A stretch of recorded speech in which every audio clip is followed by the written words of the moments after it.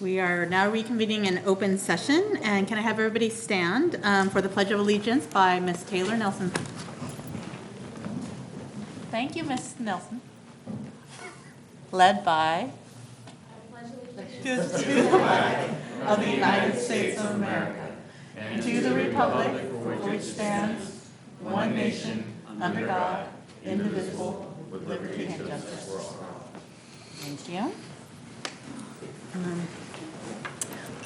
And roll call. All trustees are still present. We haven't lost anybody today. We gained one. We gained one. Trustee Kirby Gonzalez has now arrived. So as we begin, we ask everyone to be mindful of the board and staff's need to work on business at hand. During this open session meeting, please refrain from interrupting staff as they are responsible for working with and presenting to the board during this meeting. As you know, the public has the right to address the board on issues within our jurisdiction later in this meeting, and thank you very much in advance for your cooperation. So, announcements of actions taken in closed session. E1, conference with legal counsel, existing litigation, government code section 54956.9, subdivision D1. Name of case, Grijalva versus Washington Unified School District, case number CV 19994. Information received and direction was given. E2, Government Code Section 54956.9, D2, Conference with Legal Counsel, Anticipated Litigation, one case, information was received. E3, Government Code Section 54957, Public Employee Discipline, Dismissal, Release, information was received. We are now moving on to approval of the agenda item. Do I have any amendments to the proposed agenda? No? If not, do I have a motion? So moved. Okay. Trustee, I'll call a motion. VP Pizzotti seconds. All in favor? Aye. Aye. Agenda is approved. Now we have our communications and celebrations, recognition of WEB Middle School Transition Program at Stonegate School. Ms. Amanda Vallon and Anna Hines. Oh, Taylor's daughter was here. Good evening, and thank you for having us. I'm Amanda Valine. I'm Anna Hines. And behind us, we have two of our web leaders, Leah Nelson and Haley Wiggins. We did have a presentation, but we'll just read. So WEB is a year-long transition program with 5 components that contribute to its success. The first component is we actually have 8th graders or 7th graders apply to be 8th grade web leaders, and we have a training over summer, a 2-day training. It's coming up. A 2-day training that is fun and interactive, and during this time, the leaders form a community and begin to feel the importance of their role as a mentor. We then follow that up with a middle school orientation. And so the web leaders are actually in charge, and 6th graders show up the week before school starts, and they get to form that mentor-mentee relationship with their 8th grade web leaders. And they also get to learn some tools to be successful in middle school. One of those tools that they have is an academic follow-up where the 8th graders will actually go to 6th grade classrooms and do kind of an academic follow-up. How are your classes going? Do you need help in anything? That kind of stuff. And then throughout the year, we also do social follow-ups. Our first one is actually tomorrow after school. So it's where those web leaders and the webbies get to reconnect in a fun and interactive way. And the last component is leader-initiated contacts. So the web leaders actually find their 6th grade webbies, is like we like to call them, throughout the school year, and they kind of just like, hey, how's it going? You know, high five, let's have lunch together, and that kind of stuff. So we think web is really important, and there's been a lot of data to back that up. So one of the reasons that we wanted to implement web is it also decreases suspension rates among 6th grade students. It also helps the school climate and the school culture with the 8th graders passing their knowledge on to the 6th graders, and then as they get older. And with the 8th graders assuming that role as a mentor, we also see bullying decrease on campus. And it also helps every student belong. So WEB stands for Where Everybody Belongs. So it helps establish a community. We did have pictures from our orientation, which happened the Friday before school started. So we trained the leaders Tuesday and Wednesday. They called all of their Webbies on Thursday and invited them personally to come to the orientation on Friday. And we have Leah and Haley here to tell you about their experience. I was really able to build a bond with my 6th grade Webbies. They were all down to listen and have fun, and on a daily basis I get texts from them and we talk about how their homework is going or them wanting to try out for the basketball team or the volleyball team, and I'm happy to just support them through everything that they need. So I had a great time at orientation. They were really happy to pay attention and do the activities, and they really enjoyed them. And on campus, we regularly say hi in the quad or under the solar panels or wherever. I'm really able to make sure that my Webbies are okay on campus. If I see anybody picking on my Webbies, I'm making sure that I have their back. And I'm just an 8th grade buddy that I know that they know they can come to me whenever they have anything that they need on campus. And I feel like it's helped the campus a lot because compared to last year where there was a lot of looking down on the 6th graders because they were the new kids, it's a lot of letting them be into our environment, and this is what Stonegate is all about. This is how it goes on in the C-Quad rather than, oh, you guys are the new kids. Thank you very much for letting us come. Yes. Oh. Go ahead. Vice President Pizzani. Yeah. How many Webbies are attached to one web leader, I guess?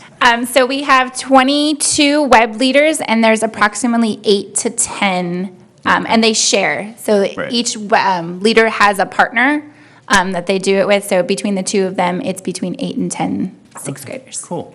Thank you. Wonderful. Thank you so much. To all of you. Wait, hold on. Oh. Let's go ahead and stand in front of the board here. Okay. And I'm sure that we do have your presentation, but our communications director so thank you for that bit of grace. And so we want to just acknowledge your extra efforts this summer and for your creativity and really looking out for our kids. So Amanda and Anna, thank you so much. And we're going to have a group picture here.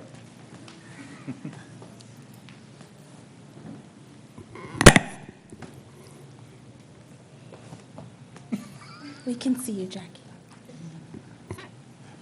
I'm height challenged, Taylor. Vertically challenged.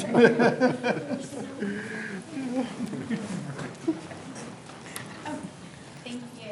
Thank you so much. What a lovely presentation.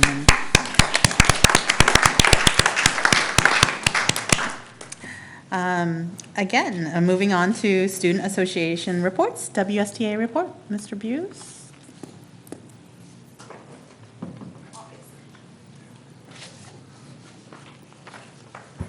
Good evening. Good evening. I'm delighted to be here in my first official presentation as president of the West Sacramento Teachers Association. I keep doing that. It's going to take a while. I have been in West Sacramento for a long time. I'm a long-term employee and resident of West Sacramento. I'm excited to be here. And there are lots of connections.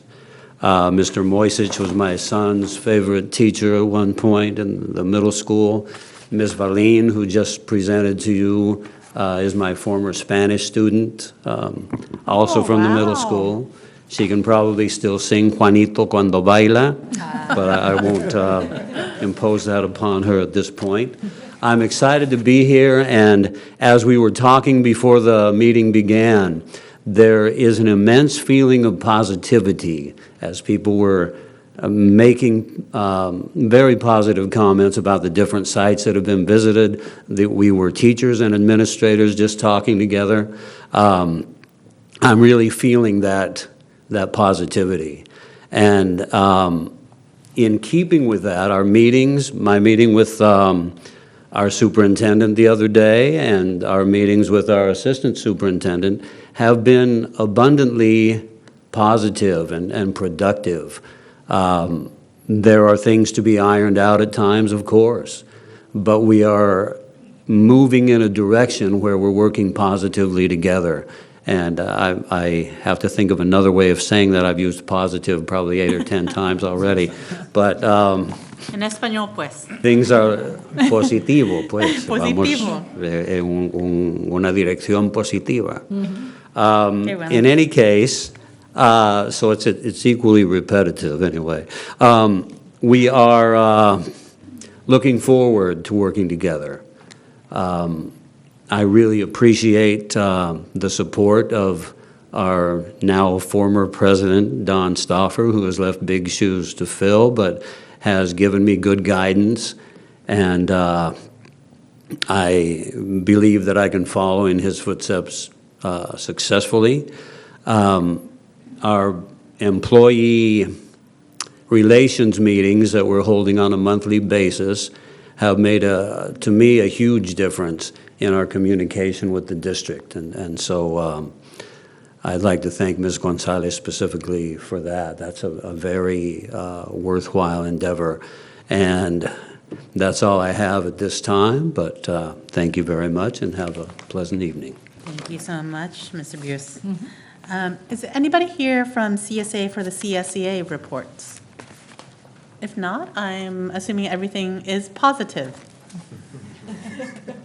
And so, moving on to public comments. At this time, we don't have any public comments. So, if it pleases the board, I'm going to skip the comments that I usually read before public comments, but we'll make them if anybody makes one. We now have, moving on to M, there's a public hearing. There's no public hearing at this evening's meeting, so we're going to keep on moving.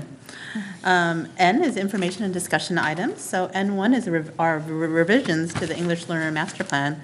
Dr. Andy Parsons, welcome to the dais, or not the dais, the podium.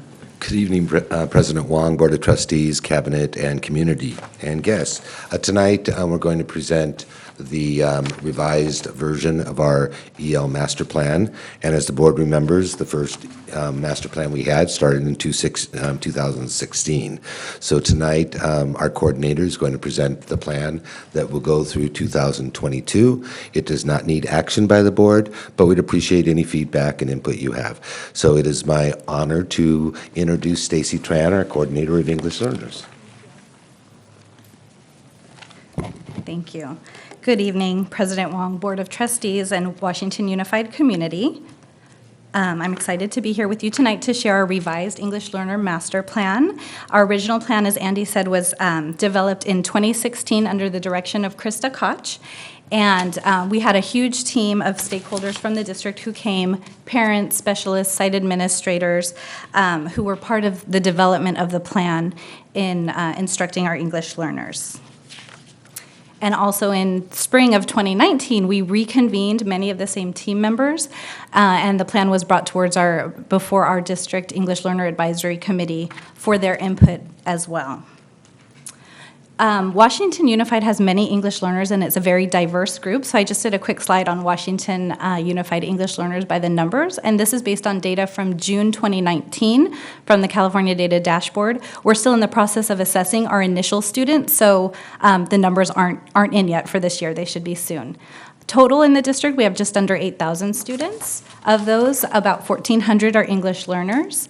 But when you put together the number of current English learners, plus our reclassified English learners, plus our IFEP students who are our initially fluent students, the ones who passed the CELT test or the LPAC test the very first time they tested, we have just about 40% of our students. So that's important to keep in mind, that many of our students that come to our classrooms every day come from a household where little or no English is spoken, and that has huge implications for classroom instruction.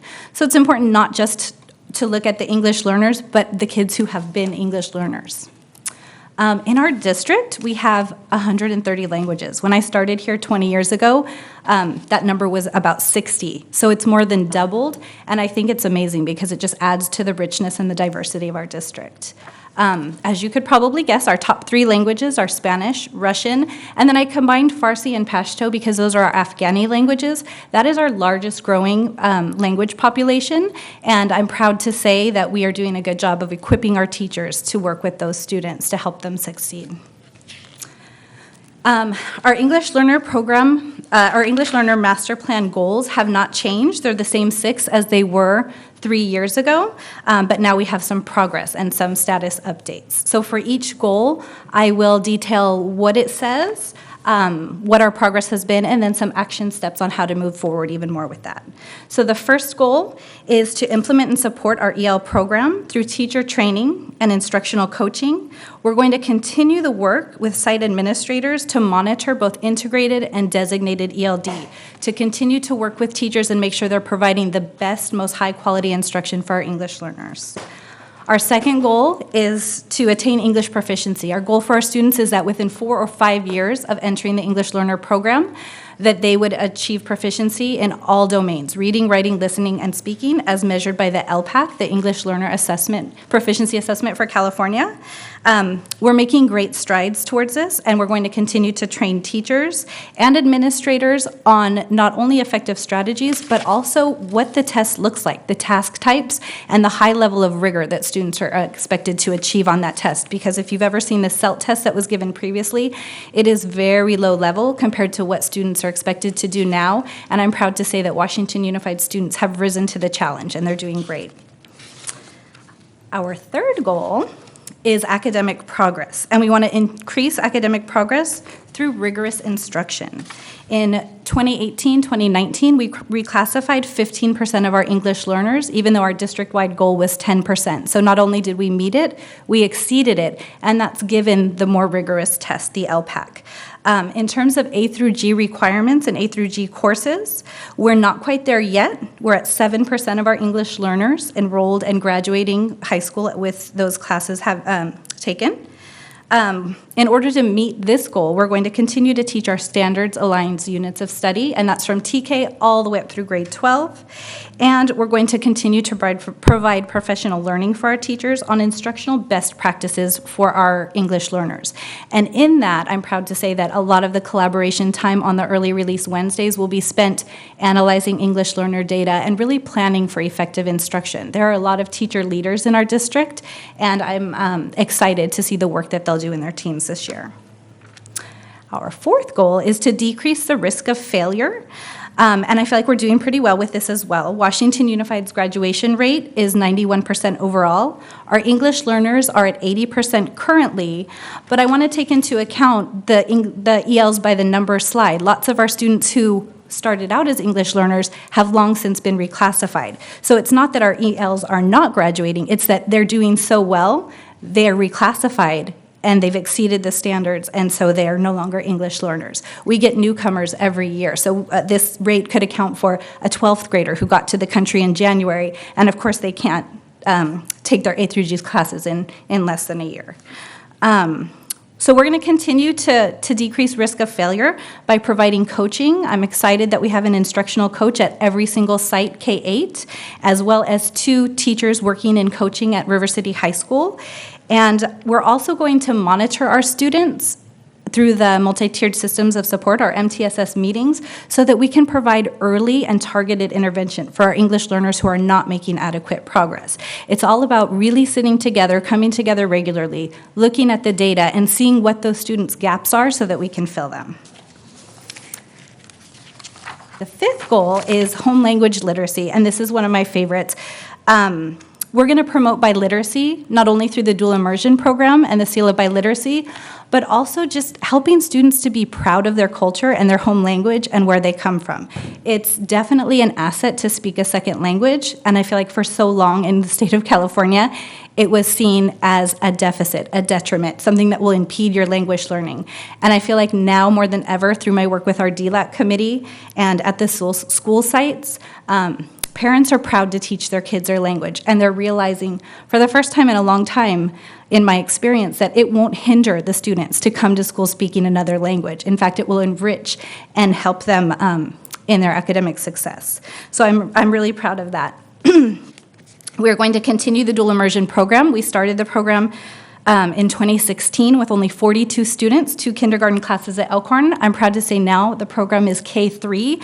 We have over 160 students enrolled. And that is native Spanish speakers, native English speakers, and then our heritage students who come from a household where maybe some Spanish is spoken. They may hear it and understand it a little, but they definitely don't have the literacy skills. So it's a beautiful blend, and the teachers are working really hard to make sure they have all the right curriculum in place, but also just to strategize and meet the needs of all of the learners in their classroom. We're going to continue to host family events, too, that celebrate home culture and language as well. Goal number 6 is parent engagement. So we are always striving in Washington Unified to increase parent involvement. We have a lot of programs in our district. We have our site ELAC committees, English Learner Advisory Committees. We have our district DLAC committees. We have our PK program, Project to Inspire, Principal Cafes. So just in all aspects throughout all of our schools, we strive to really include parents, make them feel welcome. Another important thing we do to promote parent engagement is we have our homeschool liaisons. We have Spanish speakers, Russian speakers, a Farsi speaker to not only show up to the meetings to interpret, but they're calling parents. Many of our newly arrived families do not drive. My homeschool liaisons go and pick up parents and they bring them to the meetings. So it's really neat to have them, and I think that they're an integral component to our parent engagement. We're really, really fortunate to have them. Overall, these are some key shifts in the plan between 2016 and 2019. The assessment has changed, the curriculum has changed. When we first wrote the program, we were piloting different ELA and math programs. We didn't know what we were going to teach. And I feel like now our standards-aligned units are doing an amazing job meeting the needs of our learners. Our dual immersion program was in its planning stages, and now it's in full effect. We no longer need waivers because of Proposition 58 that was passed. So again, just reiterating that we celebrate multilingualism. It's not something that your parents have to sign off on because it's an alternate program. It's the norm now. And then also accountability. In the past, we had our annual measurable objectives, AMAOs 1 and 2. Now we have the California Data Dashboard. There's still no color for English learners on the California Data Dashboard. The color will be coming next year in fall of 2020. The reason for that is because the LPAC is still such a new assessment. We finished our second year, we're going into our third year, and so in order to show that longitudinal data and get a color to show up, we're going to have to assess one more year.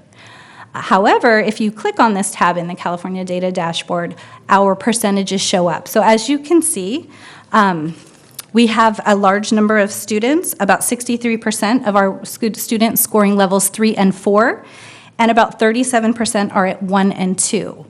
And that doesn't mean that we should target at any one level and provide all of our instruction and intervention there. It means that we should hit every single level and provide leveled, rich, rigorous learning to every single student at every single level so that maybe they don't get reclassified this year, but that everyone moves up and progresses a level each year, which is our expectation.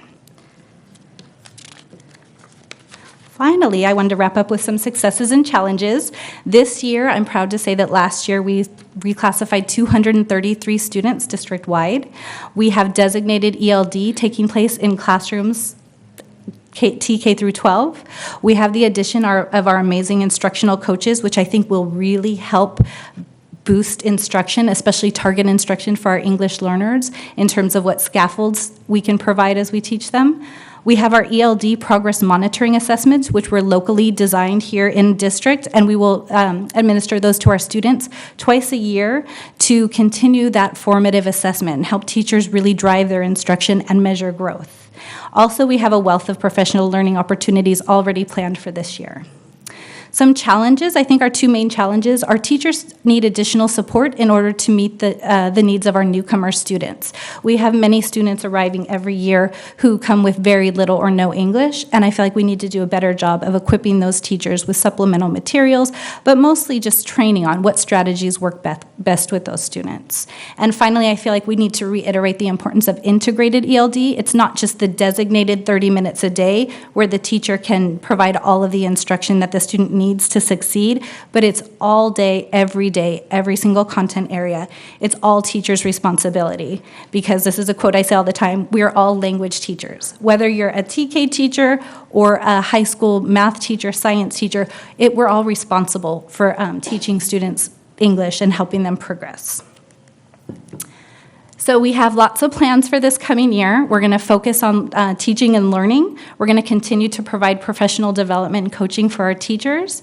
And really, we're going to work with both administrators and teachers on becoming familiar with the LPAC test so that they can design their instruction to meet the high rigor of the assessment. Thank you very much for your time. I appreciate it, and I'm pretty sure that following this plan, the support of our site administrators, our district administrators, and our instructional coaches, we will continue to make great progress in the area of English learners. Thank you. Okay, thank you. Questions from the board? Trustee Kirby Gonzalez? Thank you so much. I always love hearing about this work, and not only hearing it, but seeing it in action when we visit school sites. And so thank you for all that you do. And I have 3 questions. One, I just wanted to clarify. I heard you say it, but I want to make sure I understand it correctly. So on the dashboard, when second language English learner progress is monitored, the measure they're using is the LPAC. Yes. Correct. Okay. Great. And then the other piece is I think about all the languages that our students speak, and we see it all the time. I'm very lucky to get to volunteer in classrooms, and students will come and in one room you can easily hear 5 different languages. And a student came up to me yesterday at the high school, and he said, one thing that I would like to make the board aware of and change if I could, and I haven't had time to look at the policy to see if it's possible or if it's been happening, is he said, I am a fluent student. I am fluent in another language. I'm bilingual, not a language that's offered in the district with our courses at the high school. And while multiple languages is great, he said, I prefer not to take an entry-level language class over here. Is there a way for students to ever test out or have a waiver if they are fluent? And that would be a question that I don't need answered now, but something to think about for the future. If I have the answer, do you want it? I want it if you have it, yeah. No, it's a great question, and it's one we've talked about a lot. So at this point, a student like that, because of the graduation requirements of River City, we want them to mirror A through G requirements. We want our kids to get into UCs and Cal State schools. So therefore, we do require 2 years of a language, which equates to 2 terms. Okay. So that student could absolutely take the Seal of Biliteracy test and qualify for a seal, which they get an amazing cord at graduation. Sure. It goes on their transcripts. Colleges are aware of that in their home language. And then additionally, if they were a native Farsi speaker and they wanted to take Russian classes at high school, they could take their 2 terms of that. And we've had many students who actually take the Seal of Biliteracy test in 2 languages, their home language, and then they choose to take the courses in another language, and they achieve it twice. So we've had many students like that. Thank you. So I knew about our Seal of Biliteracy, but I didn't realize that that's how it works, so that a student could take the test of this and then not need to take 2 years at the high school. Is that what you're saying? Not of that language. So they still need 2 years of a language. They still do, okay. But they could get the Seal of Biliteracy in their coursework and then also their home language. Is there any way that, and not to take over too much of this conversation, but is there any way that maybe we could think about down the road if the junior college offers that course and then they could become more proficient in their language in terms of writing? Because I'm just thinking of students like this far exceed where I was, say, in high school in my second year of kind of muddling through a class versus, so just a thought. Yeah, absolutely. In concurrent enrollment in college, I myself took higher level language at community college that transferred to the UC requirement. So I understand that that's a possibility. If they want to go further in their own language, but it also seems like there are lots of different options. Trustee It was Akala. a little bit of a personal question. My granddaughter this year, she's a sophomore, but during the summer she took the Spanish course. I didn't even ask her, so now I'm asking because you brought up a good question. So she got a very good grade. Is she going to be able to use that to? I mean, is she going to get high school credit for having Absolutely. taken that? Okay. Absolutely. If you're a native Spanish speaker, you can choose to take Spanish.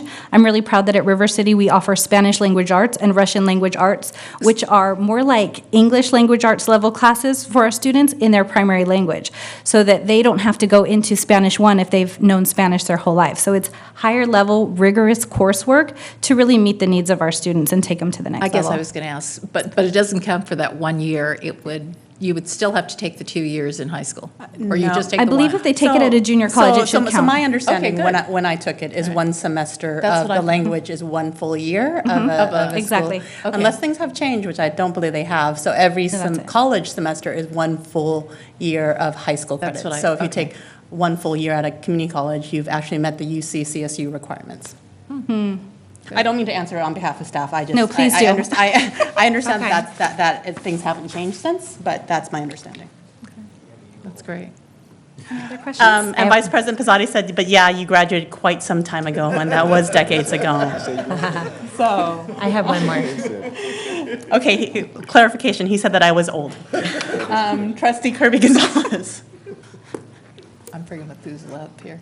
I don't know what's happening to The only last piece that I wanted to highlight of my three was just to, not an answer for now, but just a place to look, is I've heard from families, and we've heard this over, over the past few years, is that sometimes when the automated systems come home through like Google Translate and other things, that they're not accurate.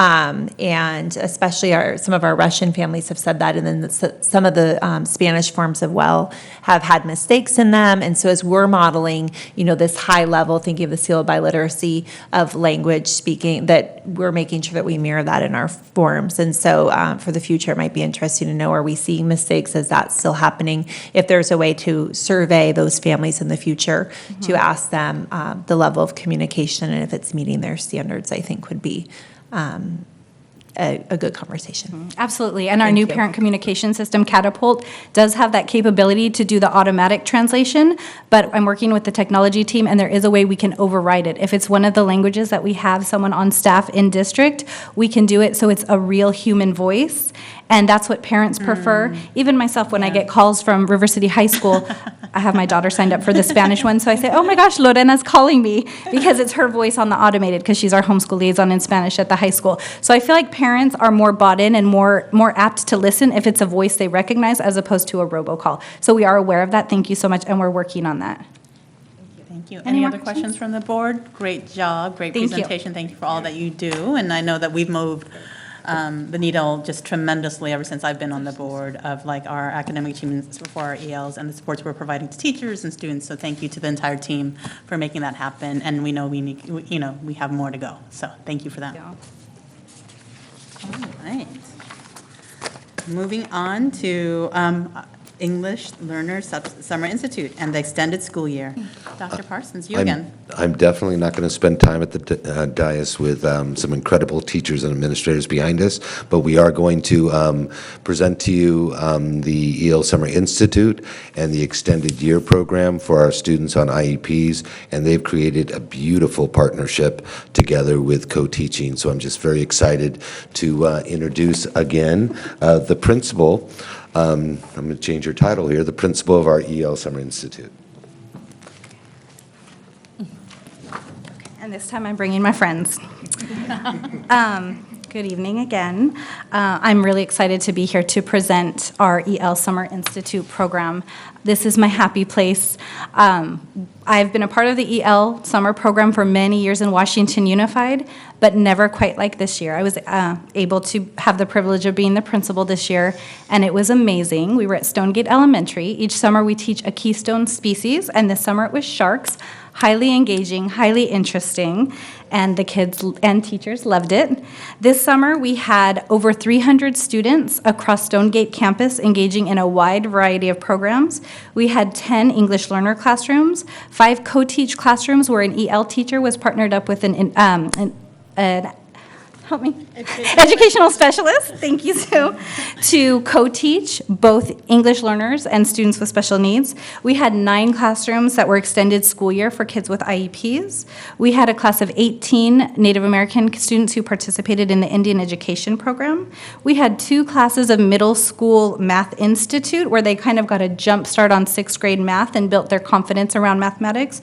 And we had 1 classroom of 19 adorable dual immersion jumpstart kids, and that was a 3-week program just to get them ready for school, immersed in Spanish, and ready for the year.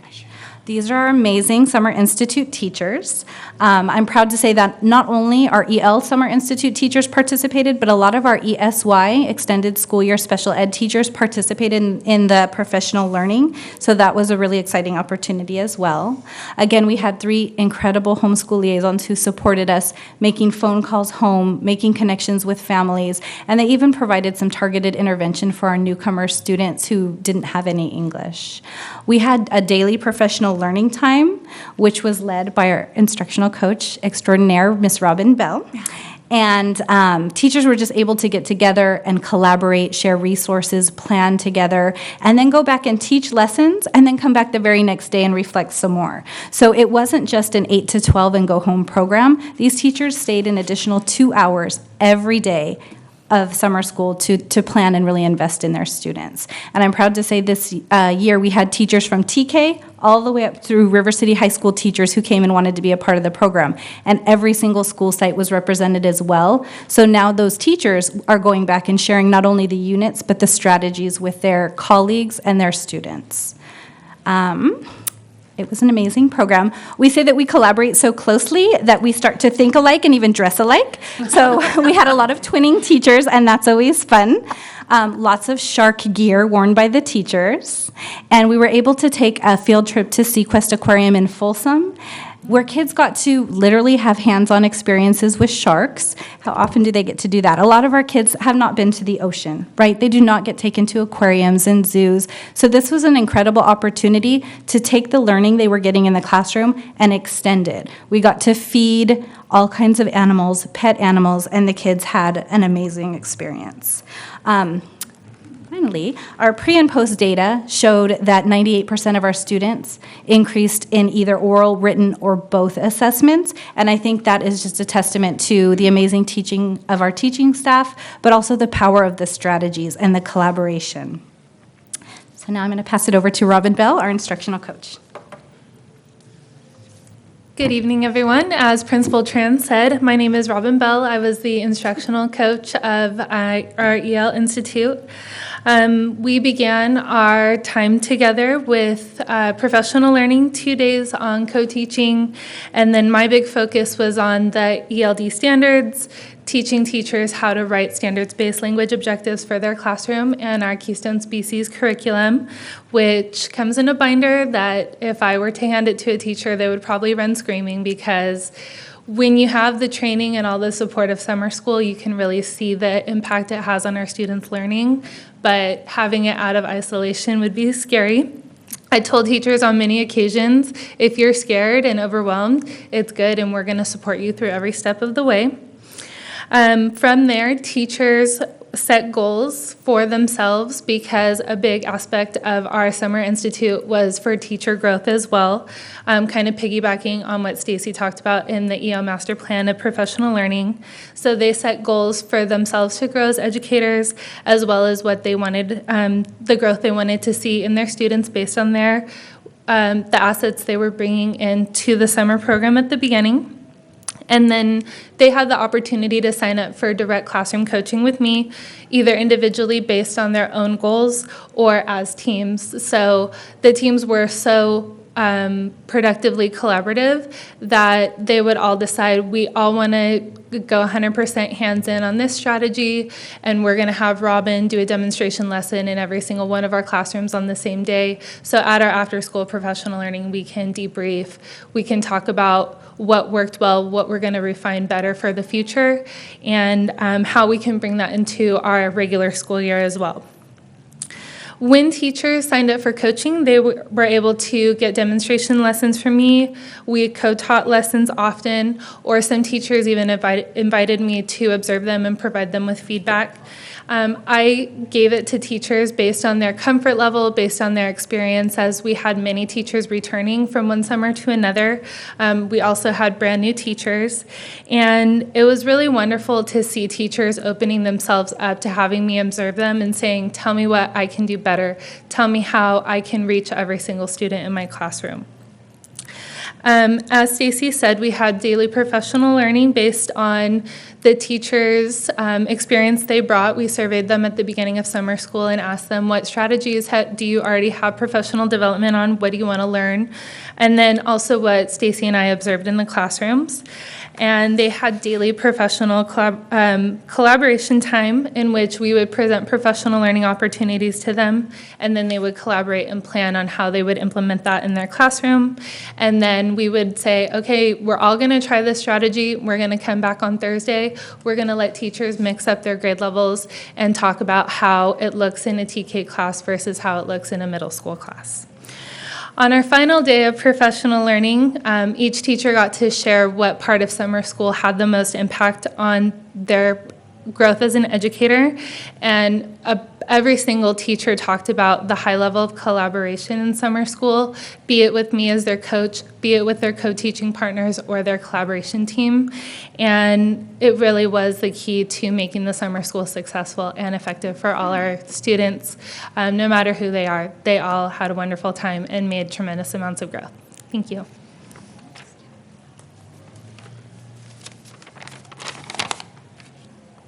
Good evening, board and community members. My name is Tiffany Keller, and I'm a third grade teacher at Riverbank Elementary School.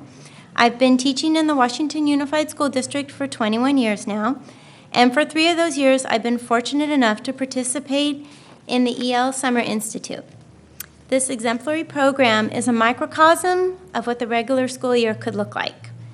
The components of professional learning with support from coaches with expertise in the content area, daily opportunities to collaborate and plan with fellow teachers, and an overall environment that supports risk-taking make for unique growth opportunity, not just for the students, but for the teachers as well. We have the saying in summer school, drinking the Kool-Aid. As a new teacher to the program, it can be overwhelming, as Robin mentioned, delving into the EL standards, learning new strategies, and trying them out in your classroom. Because of the expertise of administration and instructional coaches and the support of more veteran teachers, we are able to collaboratively plan engaging, language-rich lessons that meet the needs of our students and help them develop their English skills. Participating in the EL Summer Institute has transformed my teaching. I look at all my lessons through the lens of what do my language learners need to access the content, whether it be math, ELA, science, or social studies. And the truth is, all of my students, whether they are language learners or not, benefit from the high leverage literacy strategies. As you can see, I have clearly drunk the Kool-Aid. I sincerely hope the district continues to support this amazing program. Thank you for your time. Hello, I'm Abigail Sais. I co-taught a 5th grade classroom this summer and a kindergarten classroom the summer before, and then I'm a K-2 education specialist at Westfield. And I think one of the most beneficial parts of summer school is the co-teaching aspect. Co-teaching allows general education students and students with special needs to be educated together in a meaningful and beneficial way. Being a participant in the co-teaching program for this second year, I was able to utilize new strategies such as like parallel teaching, a lot of center-based approaches, and we were able to provide a lot of enrichment and intervention in a small group environment for our students. And also what was crucial is the collaboration piece. My co-teaching partner brought the upper grade expertise as I brought the special education knowledge, and we were able to create an inclusive environment where all students felt successful and were challenged. Thank you. Good evening. Sue Massey-Clover, Director of Special Services. Although I didn't get the opportunity to teach at the ESY and EL Summer Institute, I did get to do a great deal of observation. What was impressive to me was that Carla Salvo, a program specialist who supported the teachers the first 2 weeks, worked closely with Stacy a long time before the session started to take place for planning. She was involved with June Flores in doing the co-teaching training for our teachers. I was amazed that when I first walked in, students were writing maybe 2 sentences. Within 20 days, they were writing paragraphs. And they were actually able to articulate what it was they wrote. Students weren't afraid to speak up and share with people who were visiting the classroom what they had done.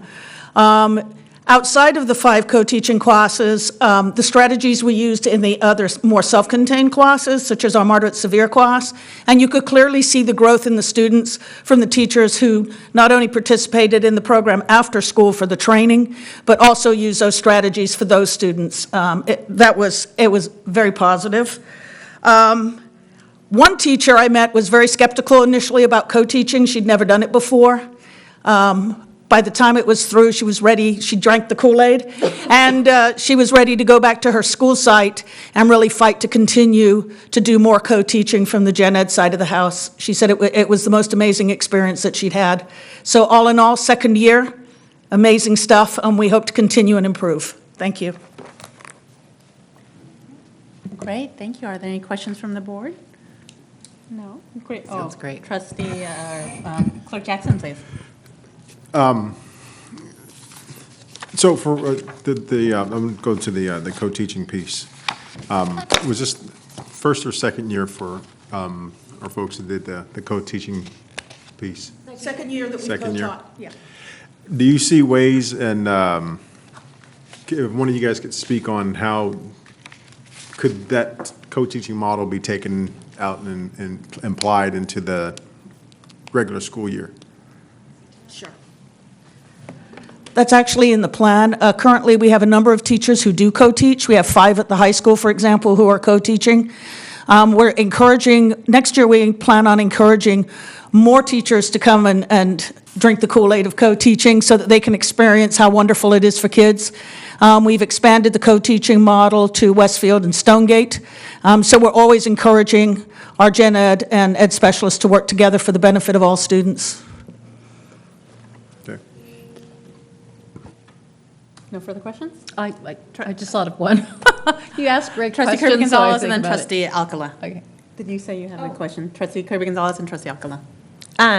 It was more of a statement of thank you for giving your time this evening as well to be here and to share with us. And you are absolutely right, seeing the growth in the students and getting to go in and have the students read to us what they were writing and what they were doing, and not having a distinction between students in terms of what their label might be.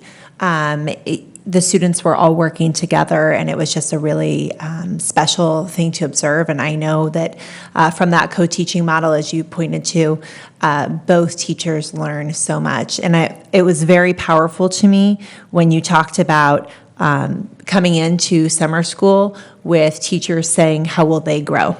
And that is not a concept, I think, that is said often in other places. When you hear about summer school, you think, oh, we're going to help our kids that are really falling behind, and how are we going to get them here? We don't think about an opportunity for teacher growth and for trying those new things that then can be replicated back into the school year. And so I just want to commend you again for all of that and for the way that you use this really for professional development. And just like earlier in the slide when you talked about the goals for AP courses and you talked about working all the way down to TK, I loved how you talked here as well about our youngest learners and educators all the way up to those in high school. So thank you.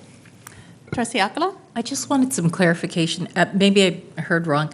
Did you say when the students that are in this program, it almost sounds like year-round school, that they perform better academically? So over the course of our 19 days of summer school, the students definitely did. We have a little bit of data, and I would love to track our students on the LPAC and even on the SBAC to see if we can establish some patterns. Have the kids who've attended our EL Summer School Institute, have they grown on their state test scores? We haven't looked at that data quite yet, but it's something I'm definitely interested in because I have a feeling there will definitely be a strong correlation. Okay, thank you. Vice President Pizzotti? Please do. I went to a year-round school, so I'm very interested in seeing how that kind of data would suss out against, the kids that are going to the traditional track. So please do. Thank you. Great. It's one of my favorite presentations, as I always tell you guys. I'm an English language learner, and I think I cried the first time you guys presented because it is just really amazing work. And the parents that I've spoken to who have participate, they're always, grateful, and they also experience a lot of positivity from the Summer Institute. And so thank you for that, because that's a testament to your work together, right? When the community actually is really excited to go there every single day, and their children are. So, thank you. I think if there aren't any other questions from the board, we can move on. Thank you.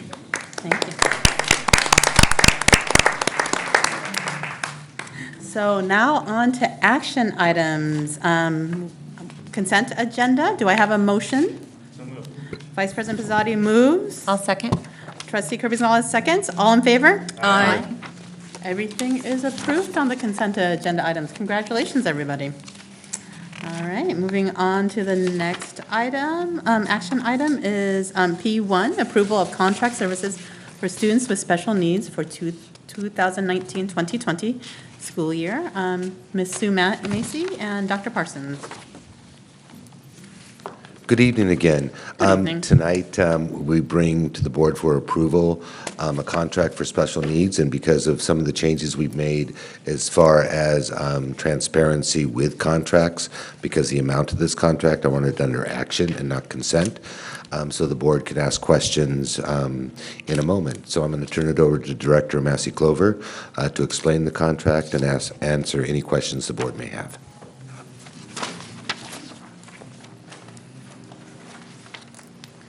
Thanks.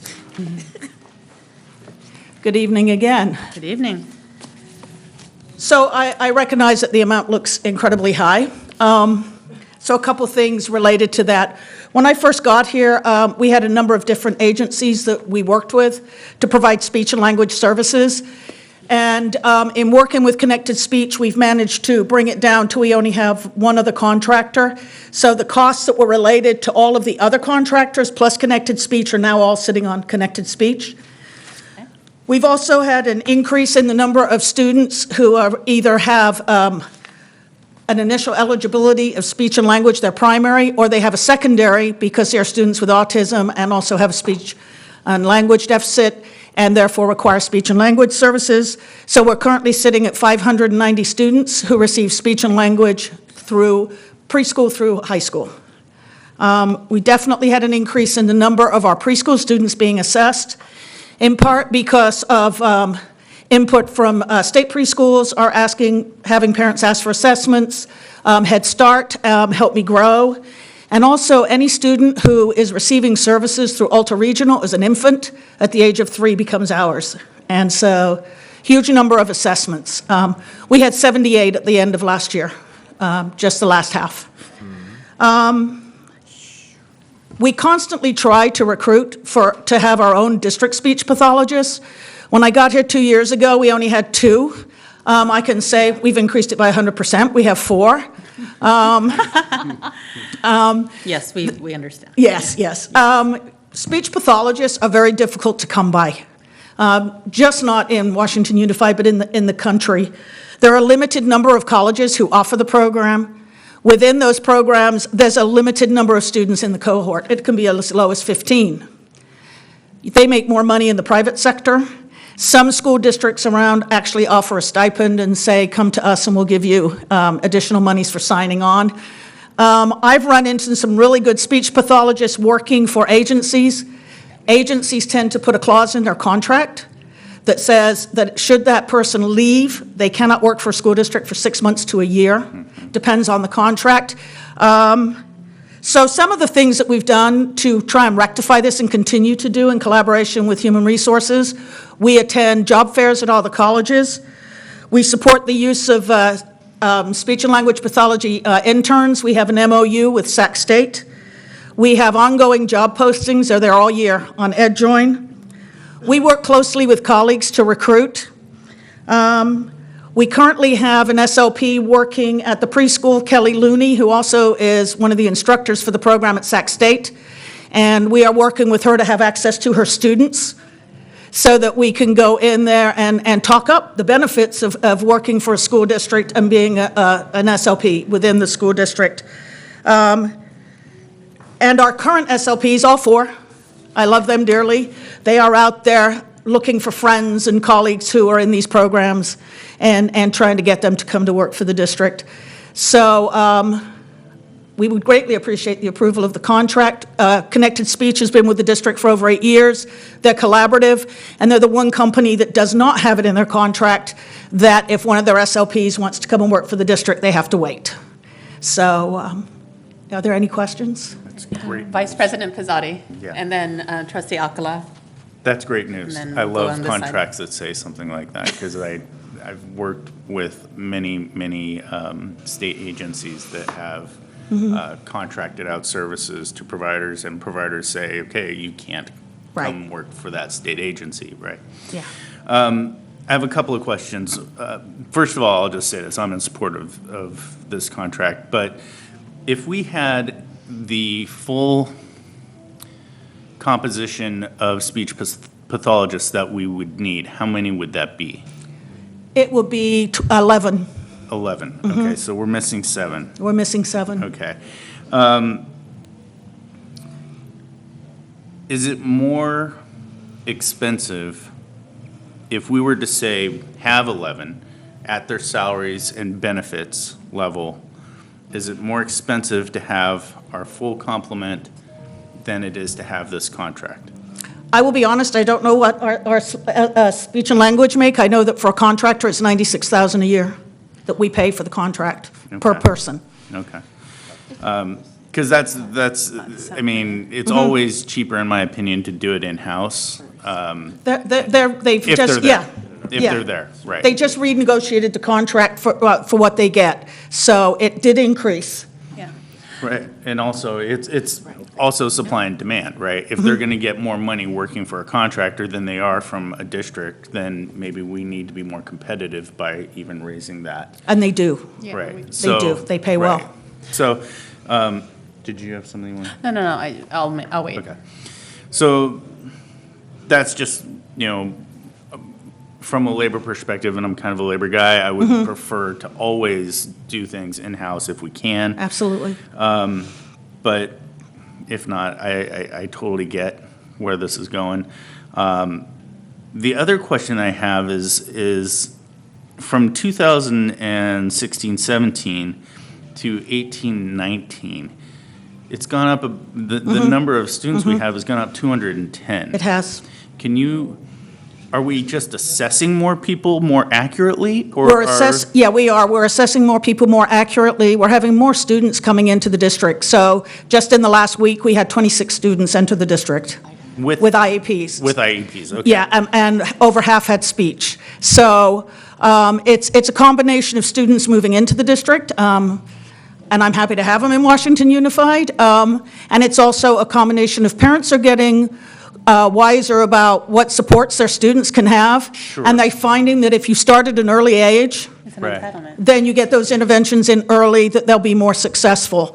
So especially at the preschool level, That's great.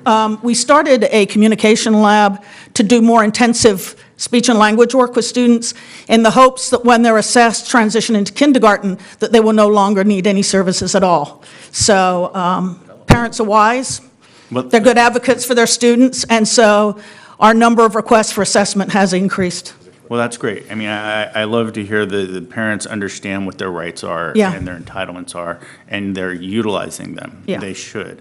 I just wish we would get more funding from the state to, provide We got a those rate services. increase. We just got a rate increase. Yeah, but do you think that's going to cover this?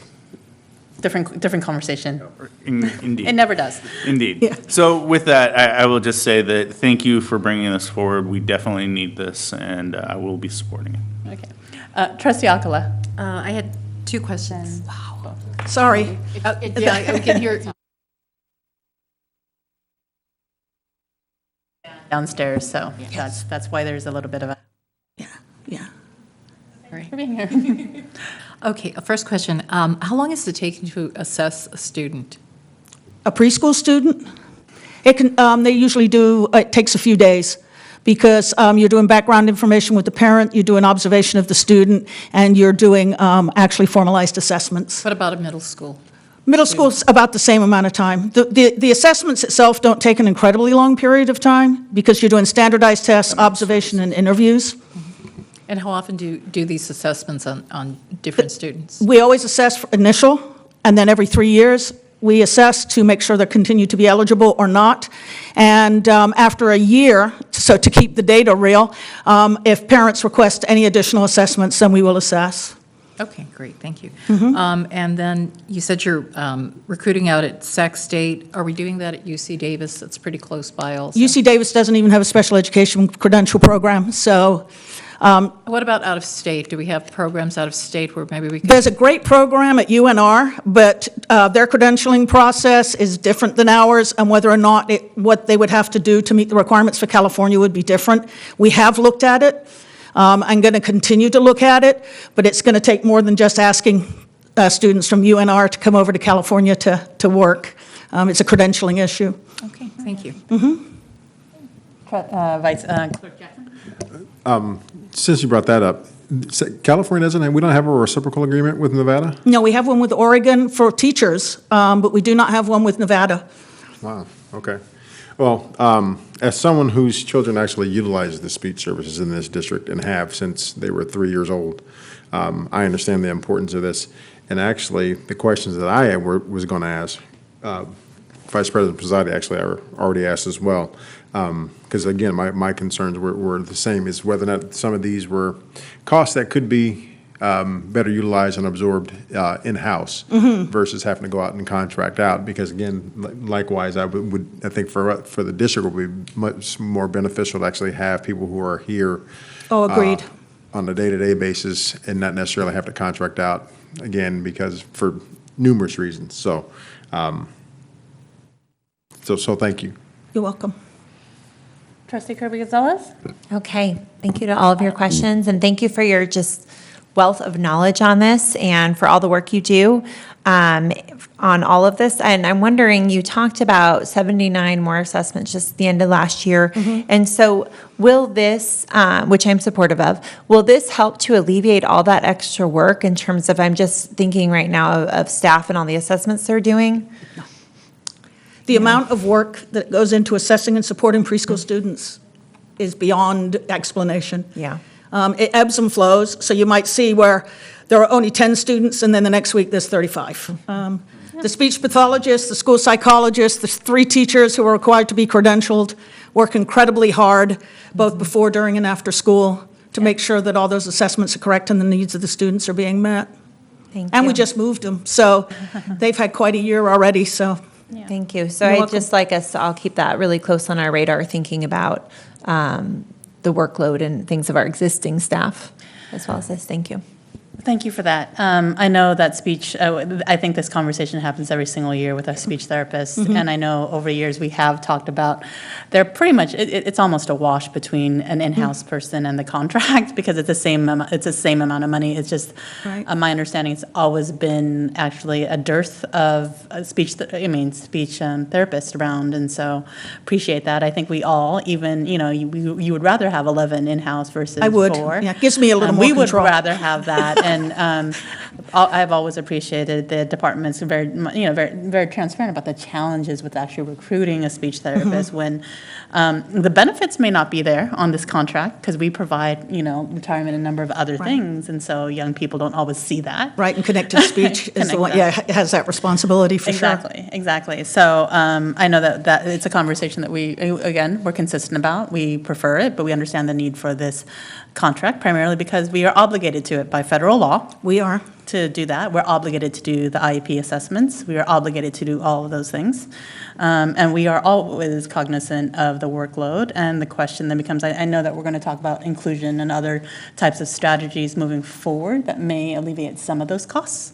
So looking forward to how that unpacks itself in the future. So, and I think this is something that districts across the state are experiencing. Yeah, across the nation, it's really tough. Across the nation, Yeah.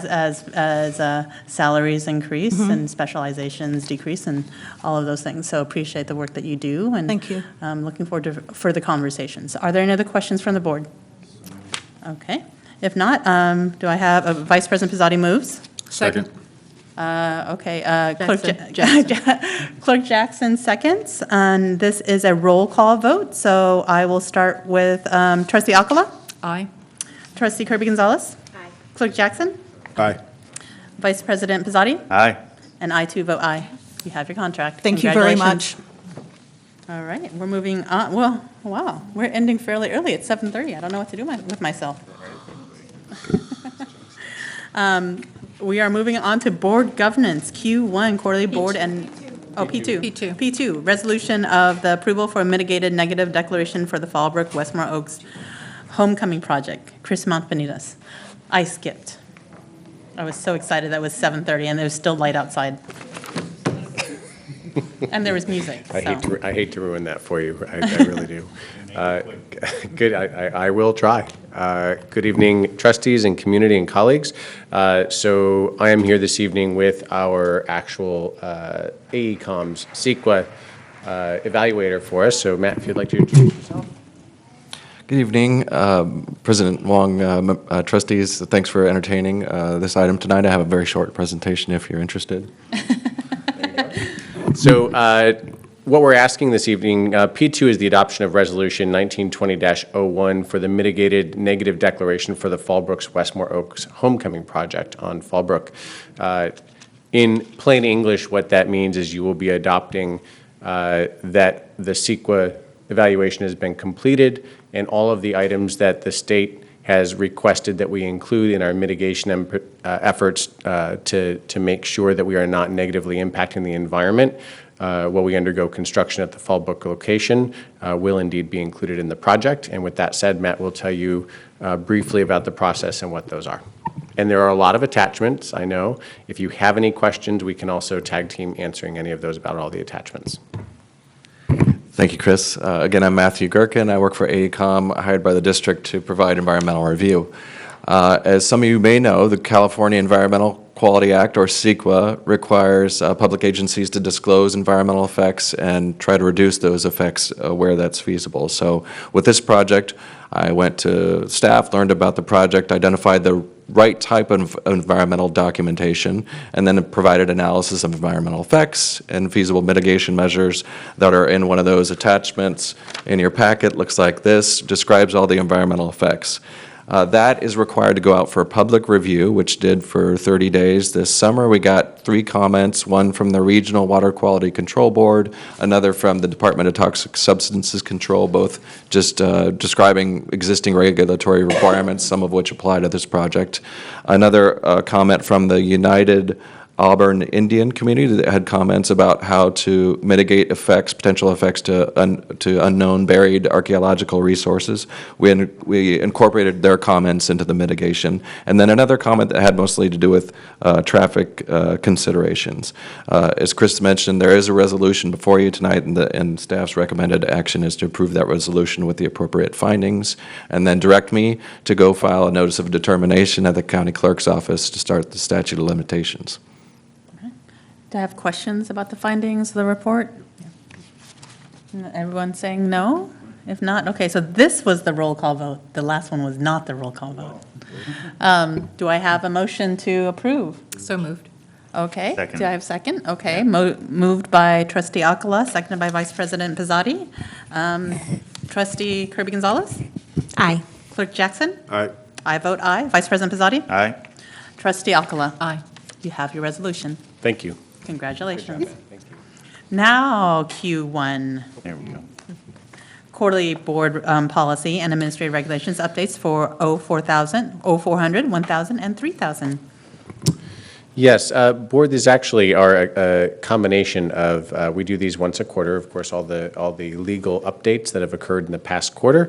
And so you have in front of you this evening a culmination of about 2 quarters worth. We had such heavy agendas last quarter that I kept bumping them to make sure that we would not forget them, and they are all on the agenda this evening. So I apologize about the length of some of them.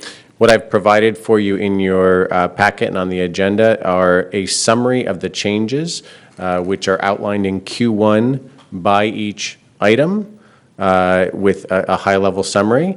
And then the attachments include a redline version so that you can see highlighted any new or added language and redline crossed out any eliminated language by the law. The only items that we have to indicate options on are in Board Policy 3551 about Food Services Fund, and currently the school district charges all personnel in the Nutrition Services Department to the Cafeteria Fund. We do not take it out of the general fund and then charge it afterwards back to the Cafeteria Fund, which is the other option. So currently, we are operating under option 2 in that item. And then the only other option that's indicated in this evening's updates and revisions are actually under the uniform complaint procedures, and they're asking for us to continue to identify the designee, which we have currently as the HR department, and it would remain the same unless the board indicates a desire to change that, as well as the timelines. Okay, do I have any discussions about the charter school policy adoptions or the trust board policy? Anybody who? I have so many, where to begin? Vice President Pizzotti? I just really wanted to say I appreciated 3100, the CalPERS Pension Fund Trust. That was something I was glad to see incorporated, as you might know. I imagined, yes. Trustee Kirby, no. Just kind of highlighting things that the board has been speaking about in the past, various board members. So giving the opportunity for the official adoption of our regulations here. No? Okay, everybody's happy? Okay, no changes? Option 2 is fine? Regarding the cafeteria fund, and unless folks think it's inappropriate, UCP under HR still remains logical to me. Okay. So I need a motion to approve. So moved. Vice President Pizzotti moves. Second. Clerk Jackson seconds. All in favor? Aye. Thank you. So approved. Good evening. I was expecting a bigger speech with all the talk about it. Didn't want to get into it. Okay. Let it lie. Moving on to the Board of Education, our budget for tonight. So Superintendent Luna, Q2. And, well, it's pretty, our budget's our budget. So Yes. go ahead. Thank you, President Wong and Board of Trustees. This evening, we're bringing the 2019-20 budget for the Board of Education that's allocated in our overall district budget to you for review. It was requested at a previous meeting. So what we did was we showed the board what the actual expenses were of the past school year and what we're projecting for this school year. So if I could just maybe address the things that kind of make our eyebrows go up a little bit, like how come that happened kind of a thing, I'll start with that. In the different items that make up the Board of Education's budget, under board stipends and benefits, we are projecting it to be reduced this year because there was a reduction of benefits used by the board for this coming year. For books and supplies, we added $5,000 into the budget, knowing that the board will probably have some resources, such as the training under the winds that we will be purchasing. So specifically for the board, we would want that designated under the board budget.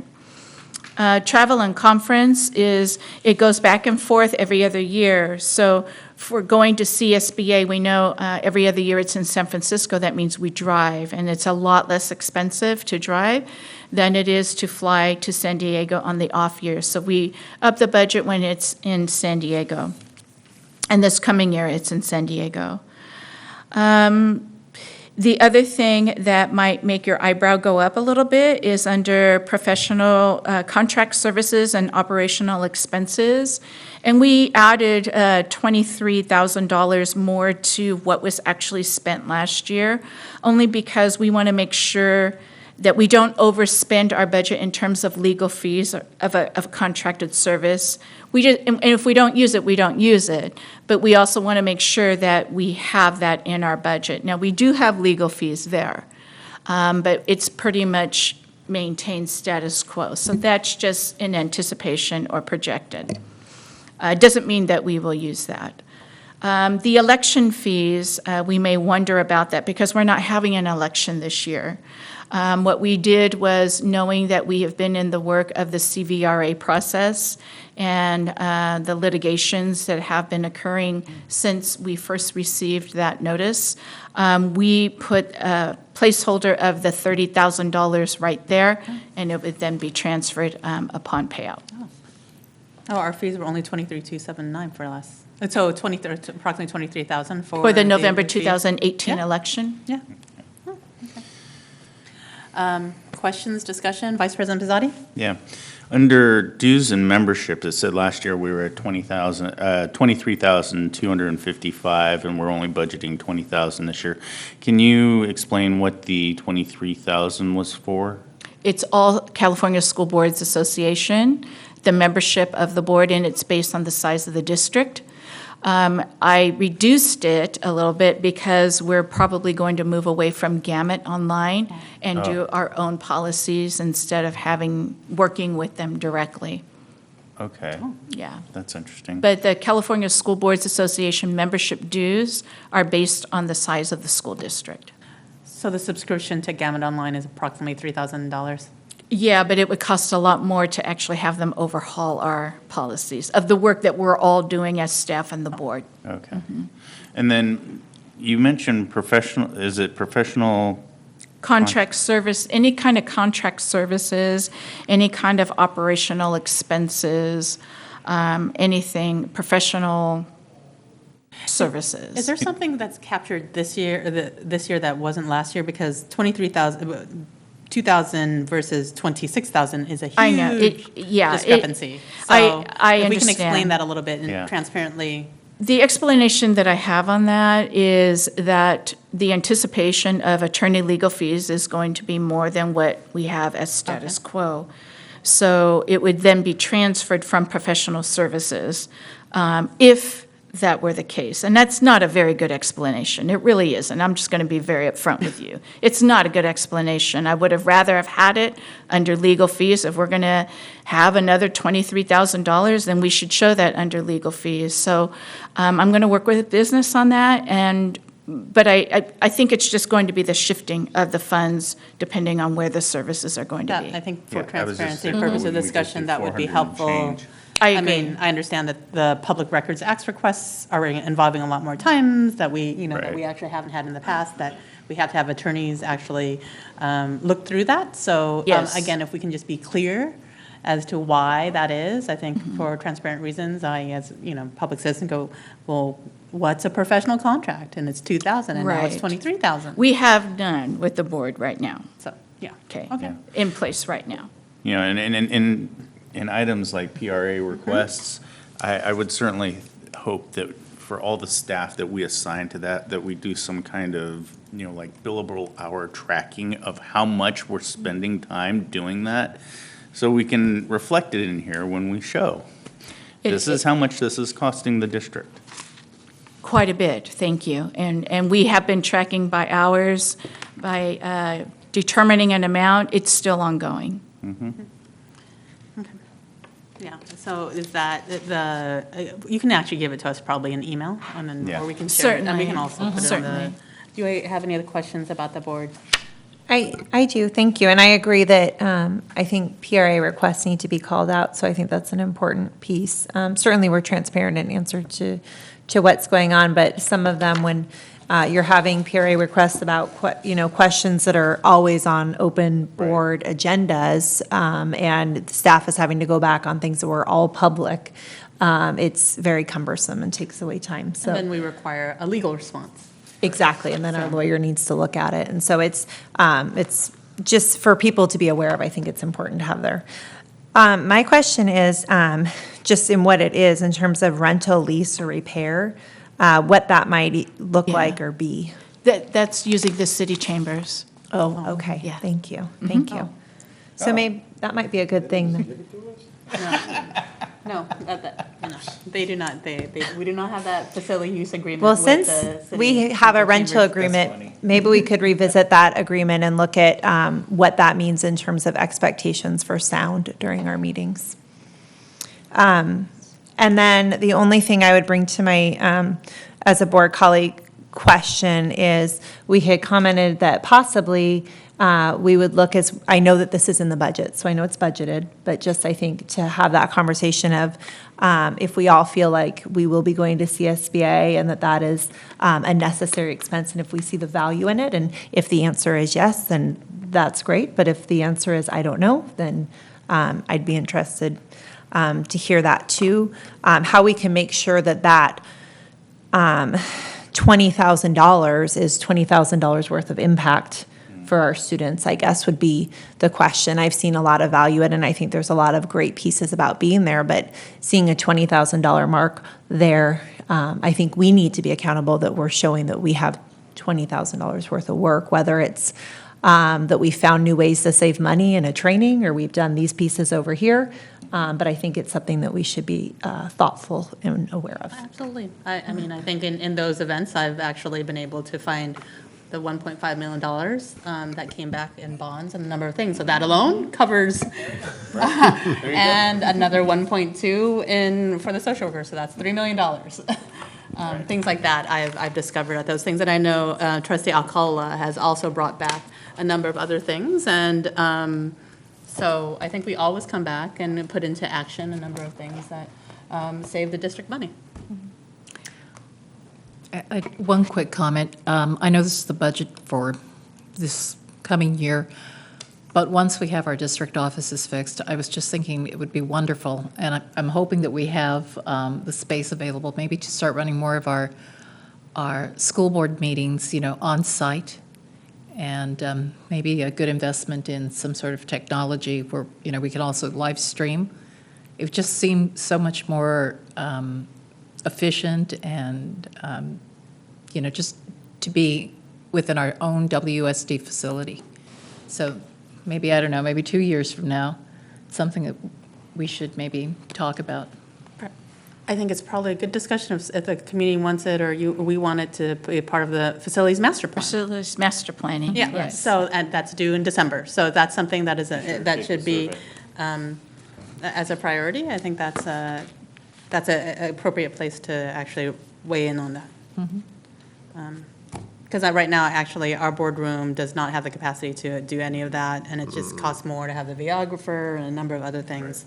But absolutely, I think that's a good consideration and a really fruitful conversation as part of the master plan. Any other questions about this budget? No question, but Jackson? just a quick comment, is that I know that this, with a lot of the records requests that have been coming through, some of the information seems quite a bit redundant, especially when there's issues and things like that that have been fully made aware of public. And I think probably that's important for people to realize and understand is that when those requests are made, that there is a cost associated with those.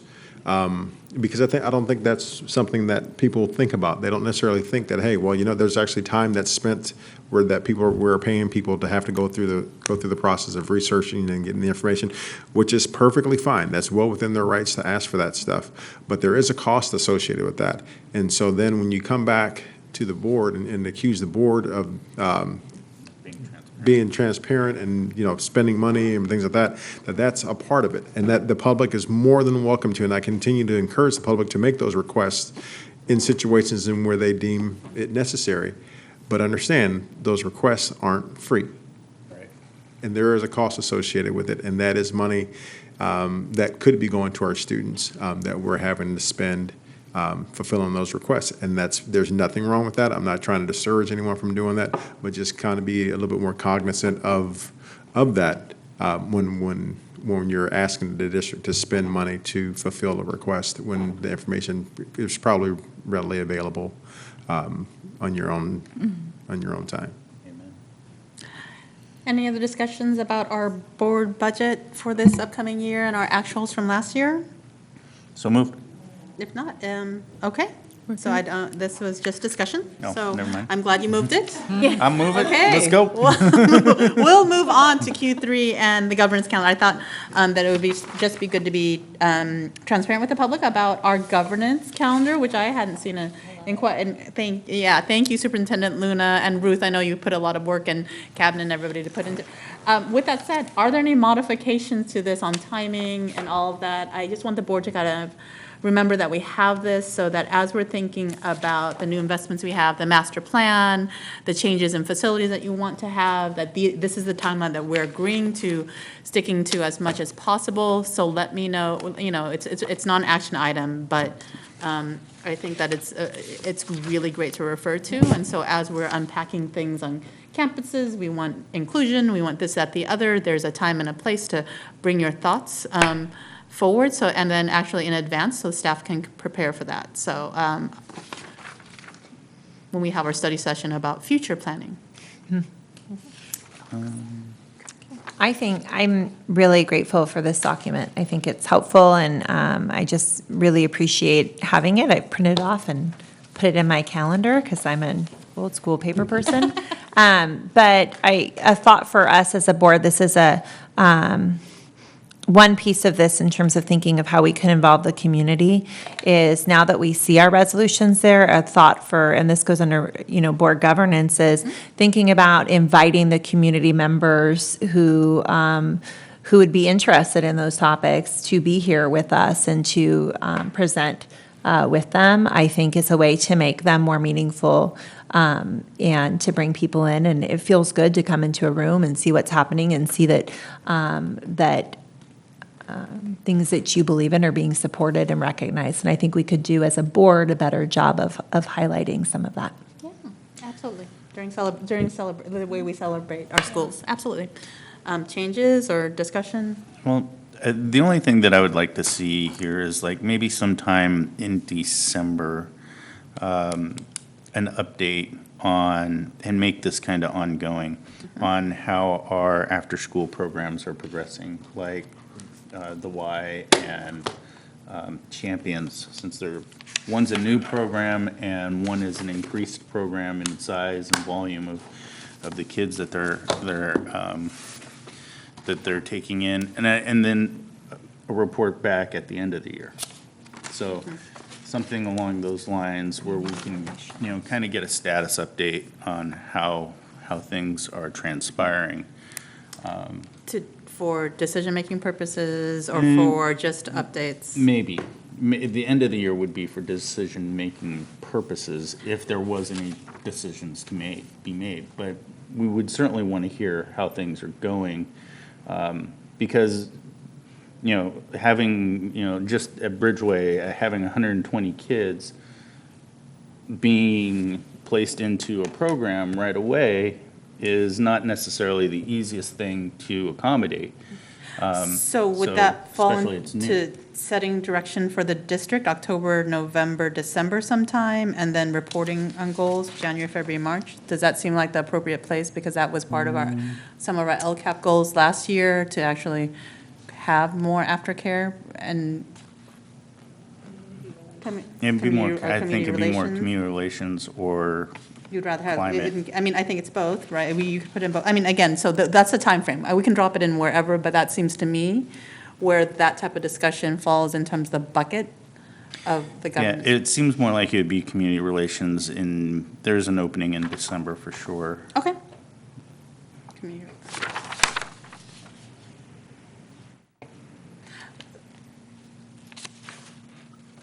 you said December.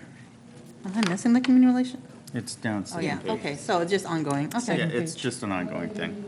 Okay. And then, I think it's and then either do or, one in June. because it's been a priority of ours, we're discussing it and then we're reviewing it, that's just kind of where I think it should land, but we can put it in community relations because we're sharing it with the community. Mm-hmm.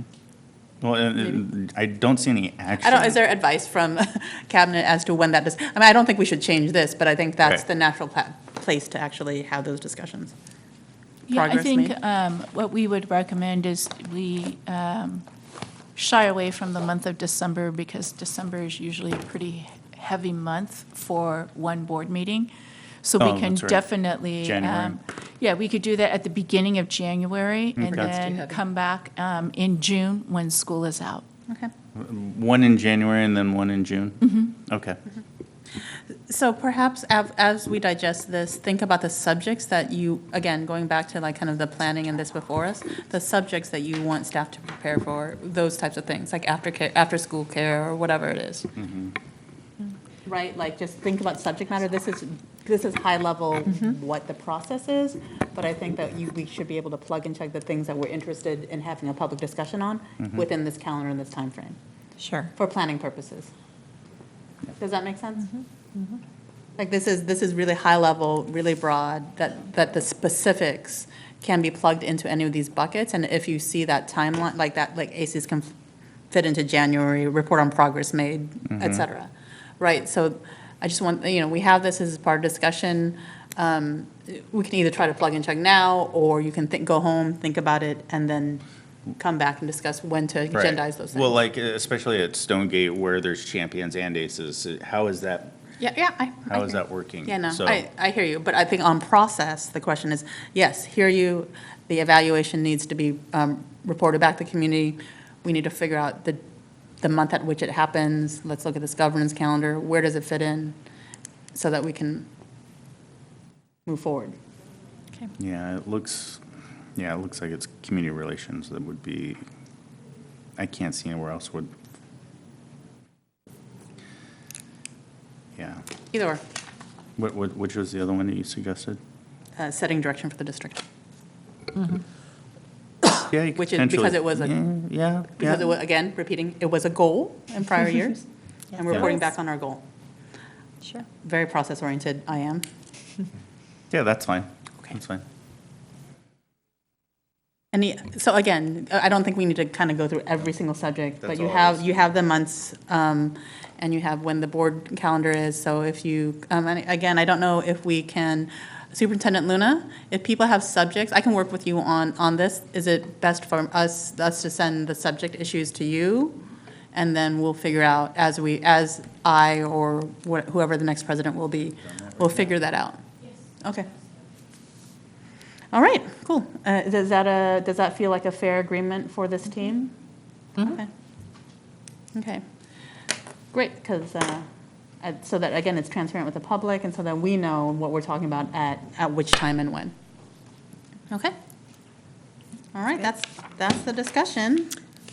Q3, and then we're going to move on to board and superintendent comments. Are we ready, board, for our comments? Trustee Akala? Thank you.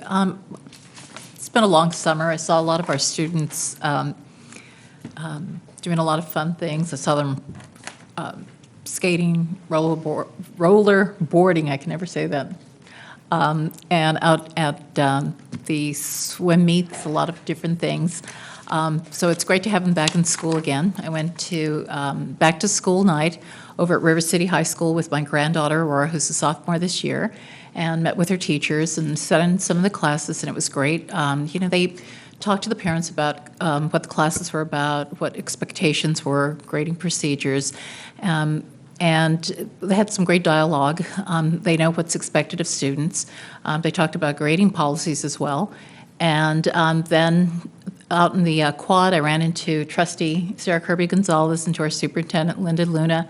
And we took a few pictures with members of our Student Senate and some of the other groups. And it was great seeing the kids out there. They were really trying to get other students to join, either in the athletic clubs or the different social clubs that they had out there. So there was a lot of enthusiasm. The parents were probably relieved to have the kids back in school again. And then I went to the YOLO school, but unfortunately I went so late that I guess I'd already finished up, their back to school night. So I do have to make another trip out to YOLO to say hello out there. And that's all for now. Thank you. Great. Trustee Kirby-Gonzalez? Okay, thank you. Yes, River City that was a really lovely back-to-school night, and I had in my mind thought I would go to River City, and I had plenty of time to make it to YOLO, so I apologize as well that the timeline did not work for both of those, but we did know that President Wong was there as well. So thank you for representing President Wong. And I want to say that I think that last night was the most parents that I have ever seen there. The parking lots were all full, And everyone I went up to and I said, how's everything going? Do you have any suggestions or feedback? And they said, no, it's just good. It's just good. Everything's good. And so it was really nice to be there, nice to walk through rooms. And I think that we have a principal who their leadership who is really setting a great tone as well. And it was just great to see all of those levels of it. I did talk to the ROTC program, and I remember when we approved that program and seeing how far they've gone as well. Now they have drones and they have a full flight simulator and work that they do with students in there too. And he said that they work to kind of commandeer all of those materials wherever they can get them. And I think we're very lucky to have so many partnerships like that. I also ran into our equity students who President Wong and I have met with, and they said, when can we meet again? We want to meet and talk about some of our equity work. Where does it fit in here? I'm just Yeah. And so I think I'll say that too with as you talk about working with the WINS, and that comes up a lot. President Wong and I had our equity, CSBA Equity Network, and now they have done cohort number 2. And so we're a cohort number 1, but they've now brought in cohort number 2. And now they are going to walk through all of the coursework and things that we did last year. And we get to, as we brought in last time, we get 2 days with the leadership, and that can look however we want. And so we can have an equity walk as a district if we want to do something like that, maybe specific to one of our sites. Maybe it dovetails in with what the WINS are doing, but I think that that's an exciting talk of how we can utilize that because it is free to us and will give us one more great lens. And with this, I want to say it's been great to be on campuses. It's been great to see kids excited to be back at school. And I think it's time to, this has come up before in the past about forms and how we sign up for school. And, you know, I've said things and it sort of gets lost because we get so busy and the year goes on. But I think it's time to really pull out policy and have it maybe on our radar here, future agenda item at some point, so that next year we start the year where our forms where we ask families to sign up for enrollment, that they are gender neutral. And President Wong is, we've talked about this here. So I think it's just time to work on that, because when you sign up for your child, you sign up mother, father, and so we can work on that. And also with that is, I know it comes with a cost, but I think that we could look at doing some kind of an electronic form.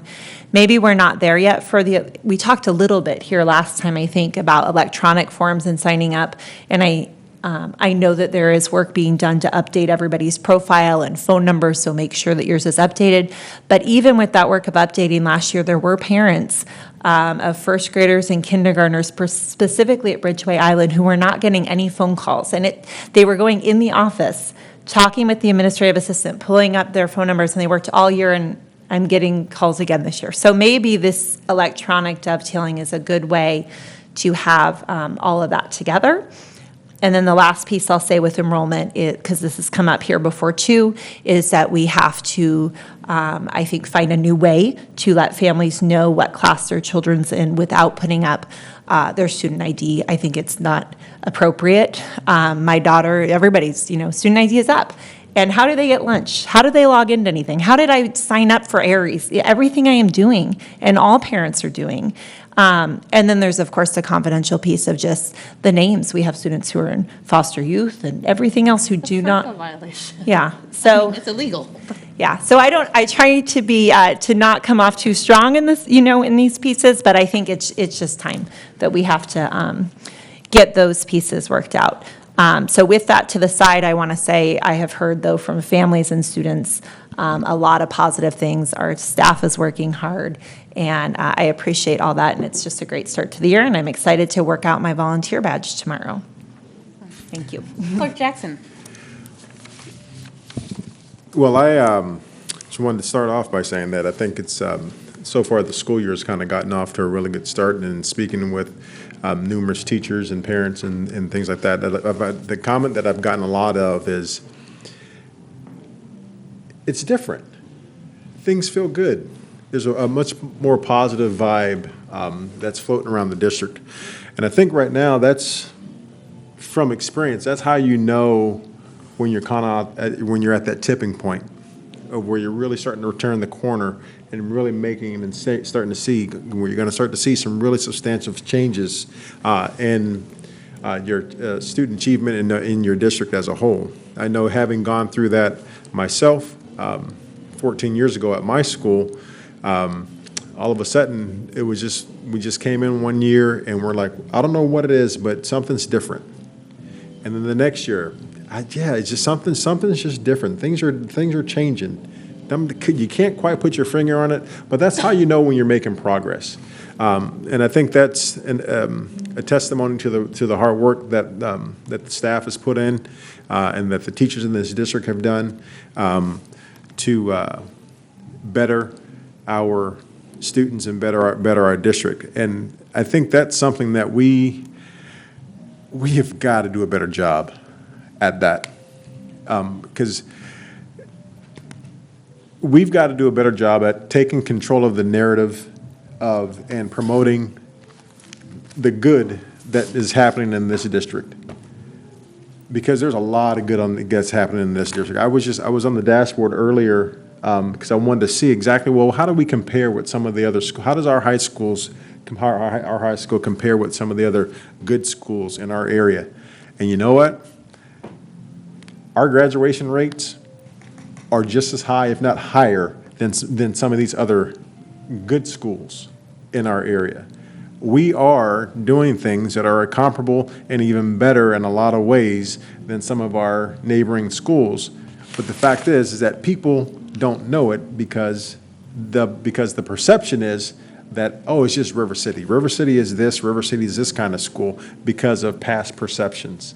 And we've got to become more active in taking control over that and getting that message out that, hey, you know what, we have a district where we have 130 different languages are spoken.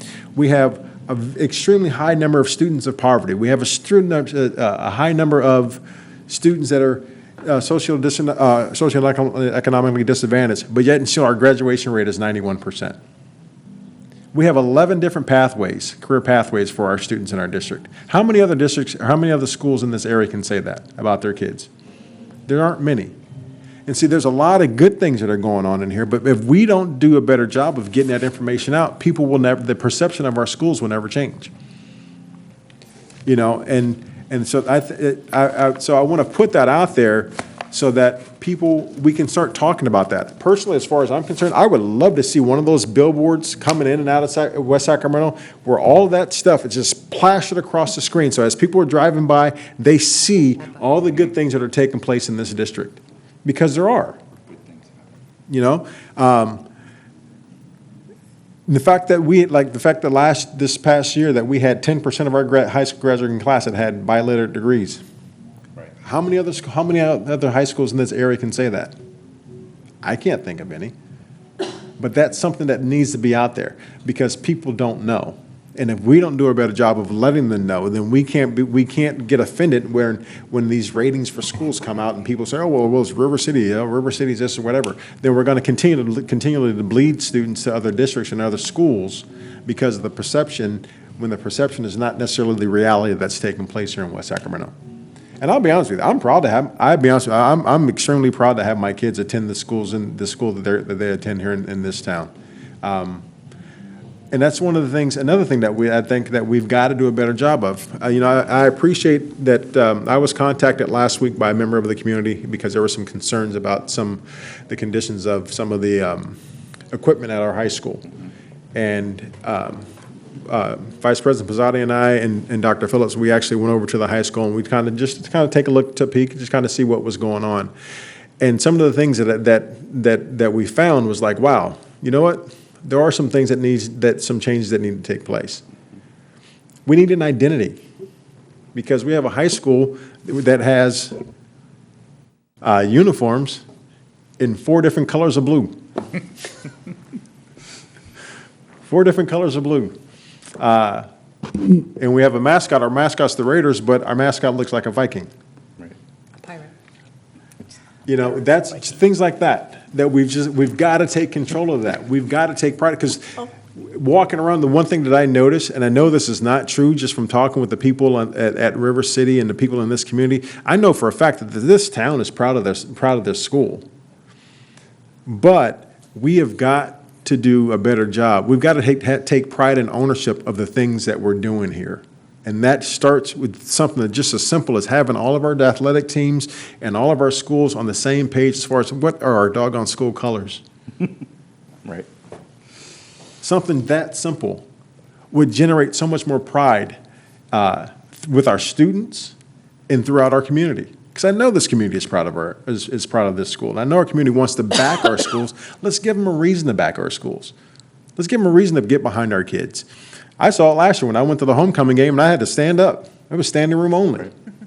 So I know the community is proud of their school. Let's give them a reason to be even more proud, and for them to get behind our schools and get behind our kids. I'll be honest. I was driving around town this past week since my school doesn't start till next Thursday. Yes, I am bragging. But it was very nice to driving around town to see the new electric buses driving around. Yeah. You know, and let some people know the funky blue bumpers and wheels aren't indicative of our school colors. That's just so people know that those are electric buses. That is required on the bus so that they know that they're electric buses. But those things are, if you haven't seen them yet, those things are fantastic. I mean, I was driving by as I was leaving the district office the other day, and I rolled down my window because I wanted to see how quiet it was. And all you heard was, and it was just amazing to see this big old giant machine just driving down the street, and all you heard was a hum, and just seeing water dripping out of the exhaust pipe. You know, that was pretty cool.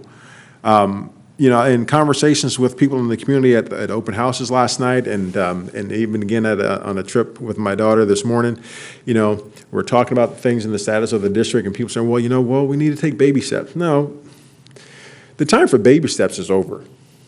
There's things that we need to do now. It's time for us to start taking strides and making real strides towards progress. And for me, that part of that progress is making strides and getting all of our kids fully included into this district. There's a young lady who my daughter was friends with, that in kindergarten, she went to a fantastic preschool with her peers. But now that she's in our schools, she's in SDC class because she's on the spectrum. That's whatever. I don't know the background behind it, but the fact of the matter is that how much benefit, how much better would that child be if that child was fully included in general education classes from the time she sets foot on our campuses as a kindergartner? How much progress and how much better would her life be by being integrated fully into all of our classrooms from kindergarten day one? So when I talk about making strides, that's something that has to be a huge stride that's something we should be aiming for to take place within the next 9 months. So that by this time next year, all of our kids, regardless of where they are, whatever their homeschool is, we can keep them at their homeschools. And so that way they're all fully integrated into general education. There's no reason why that shouldn't be the case. Why? Because our teachers have proven that they can do it. And I get it. It's scary when you initially think about the fact that, well, you mean to me, oh my God, I'm going to have the kids with IEPs in my classroom? You know what? You probably already do. But if you're a good teacher, good teaching is good teaching across the board. You don't really have to change a whole lot more than what you're currently doing. If you're doing your job and you're being an effective teacher, the same things apply. The only difference is you might have a student or two in your classroom who you may require a couple more accommodations or some modifications to their instruction. To that same end, other things that I know we have brought this up. I have brought this up, I believe, at one of our June or July staff meetings. Good Lord, I must be getting ready for school. At one of our June or July board meetings about PBIS in the district, as far as finding out, well, where are we as a district? Are we still on tier 1? Are we ready to move on to tier 2? Or is the entire school ready to move on to tier 3? The tri-district ready to move on to tier 3 type of interventions for our kids? Some of those things are real simple. You know, Dr. Phillips and I were talking about this last night at their back-to-school night. Something as simple as parent-teacher home visits, where our teachers go and visit kids as a preemptive, because when we have an opportunity to be able to meet with our families on their turf, on their terms, because let's understand, a lot of people have fears about coming to schools. And so as a parent, if I didn't have a good experience as a child at school, why in God's name would I want to subject myself to that same type of humiliation, go back to the same place where I may have felt inferior as a child, as an adult? None of us will ever do that on our own. But if we took ourselves and put ourselves into their situation, put ourselves into their environment, met them on their terms, it pays huge dividends in terms of behavior, in terms of parental engagement, in terms of parental involvement. By if we were to go out and put ourselves out of our comfort zone and put ourselves into the shoes of our parents and our families and our community, because especially if I don't speak the language, I'm not going to want to go. But if you come to me, now the situation is a little bit different. So we could use that's and honestly, that's a tier 2 or tier 3 intervention for PBIS.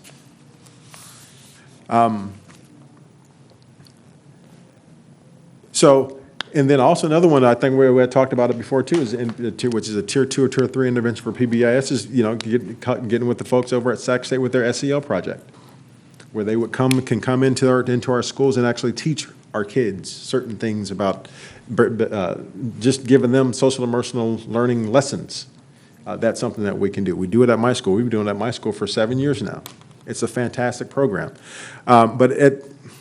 With that, I don't want to take up too much time. I've been kind of filibustering here, but I know. It's only been 15 minutes. Oh, hush. Considering I usually don't say anything during general comments, I think I'm due this one. But to that end, I think the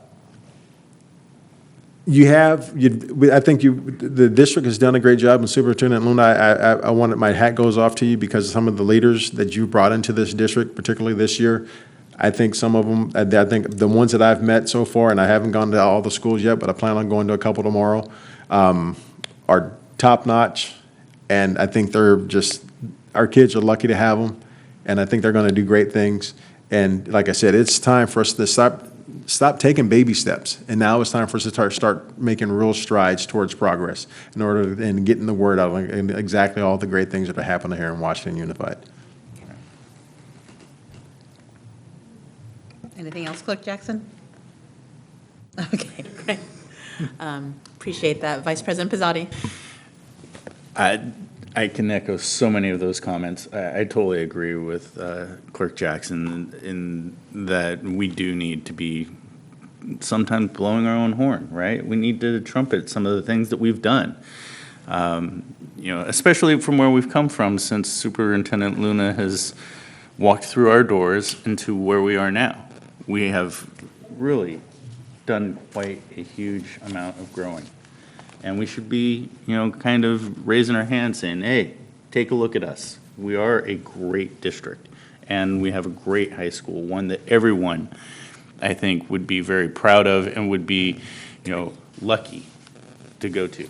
Got 3 high schools. Well, I mean, sorry, I meant to say 3 of the 3. I was talking about River City. In terms of that, Dr. Phillips and Clerk Jackson and I took a walk through, and we looked at some of the equipment, some of the uniforms. He was right that many of the uniforms are different colored, ripped, torn. There's definitely stains on a lot of them. One of the things, I actually talked to during the back-to-school night last night at the high school, I talked to the baseball coach who was there, and I asked him, we looked through some of your equipment, and there was a couple things that I noticed that weren't there. There weren't any baseball bats. There weren't any helmets. There's a couple helmets, but there was like maybe 4. There's no catcher's gear. And I thought about that. And I'm a baseball guy, so, that's kind of what I was trying to pay attention to. And I noticed, hey, look, No one cares about that. not everybody can afford to bring their own gear. And while most of these kids, once they get up to the varsity level or JV level, they've played ball for a number of years, and they've accumulated their own gear along the way. But after a while, that gear tends to get worn down, and not everybody can afford, $300 to $400 for new catcher's gear, or $200 for a new bat, or $50 for a new helmet. I mean, at the very least, we need to be providing students with the safety equipment to play the athletic sports that they're playing. And one of the other things that I kind of really noticed was we got to see some of the PE equipment, and that was really eye-opening. And some of the things were mostly donations. A lot of the things we're using were donations, and that was kind of shocking. And then we looked at some of the weightlifting equipment. Many of the things were being held together by duct tape. And to me, we're in a brand new school. The equipment has either made the transfer over from the old high school, or we're not taking very good care of it, or we're not replacing it on a regular basis. So we need to start looking into some of the things that we can do and maybe should be budgeting for in the future. Because, we have outstanding academic programs and pathway programs, but we also need to give consideration to physical education and as well as athletic programs too. So, I mean, those are just some of the things. And then I will say this, the environment in the district right now is really at an all-time high. I mean, I've talked to at least 4 parents from 4 different schools, and they've all said that this is an amazing start to the year.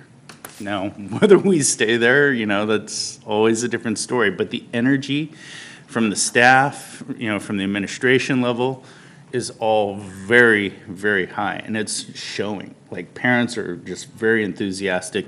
Kids are very enthusiastic. My daughter was enthusiastic, which is shocking to say she wanted to go to school. And, to hear her say, "Daddy, come on, hurry up, let's go to school." I'm like, who are you? And where's my daughter? That's just not how she reacts, and she's really enjoying her time.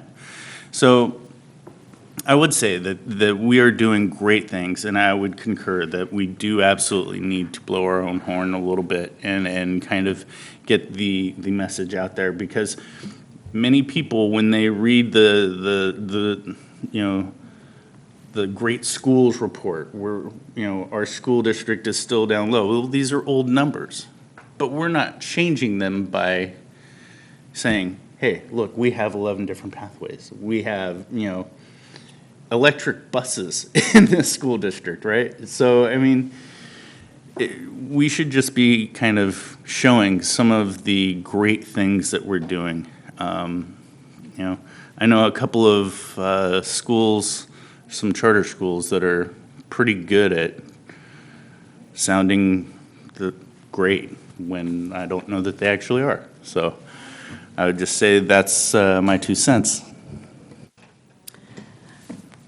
Great, thank you, everybody, for your comments. The day after the last board meeting, I was able to go to the WSTA New Teacher Orientation, so thank you for welcoming me and putting me on the spot for a speech, Dawn, that I did not know, wasn't ready for.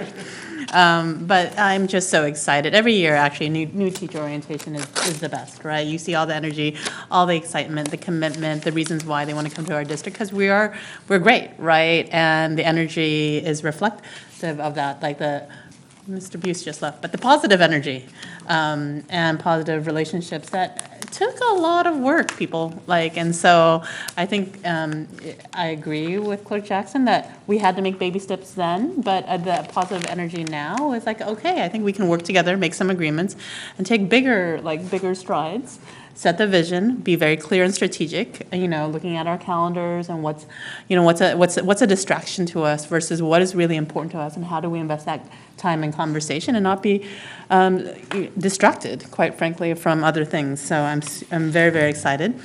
I did my drive-by to, is that the right word? Probably not good utilization of that. Stockton tendencies. I dropped into Yolo High before it started, so I apologize, but was able to, meet some of the parents as they were coming in, as well as some of the teachers. And Dr. Phillips, you are fabulous. You have great energy. Everybody loves you, and you can tell that, people are, that campus is, in a good place. So, and I know, I was talking to Superintendent Luna today. I'm like, you've only been with us for 6 weeks, huh? So, which is an amazing thing to think about, kind of like how the teachers and the students and the families have actually, come to you and are welcomed by you every single day. And, River City, the color guard is always phenomenal. And I didn't get a chance to stay there very long, but Principal Billingsley, had a really great, speech about being committed and to our community and the open door policies and whatnot. And so, it was good energy there as well. So I'm really excited about what's to come and looking forward to kind of our strategic conversations moving forward. So Superintendent Luna, it's only 8:25, so I don't know what to do. So with myself. All my wonderful colleagues have said all the wonderful things. So thank you to teachers and staff for a great start to a year. Superintendent Luna, that's you. That's you.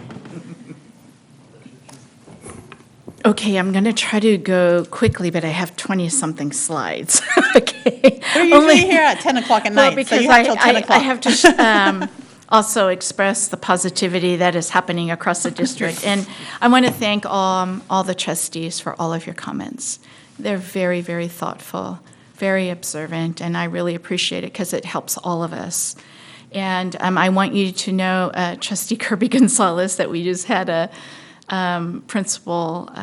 assistant principal meeting yesterday. It was our first one since school started, and that was the topic.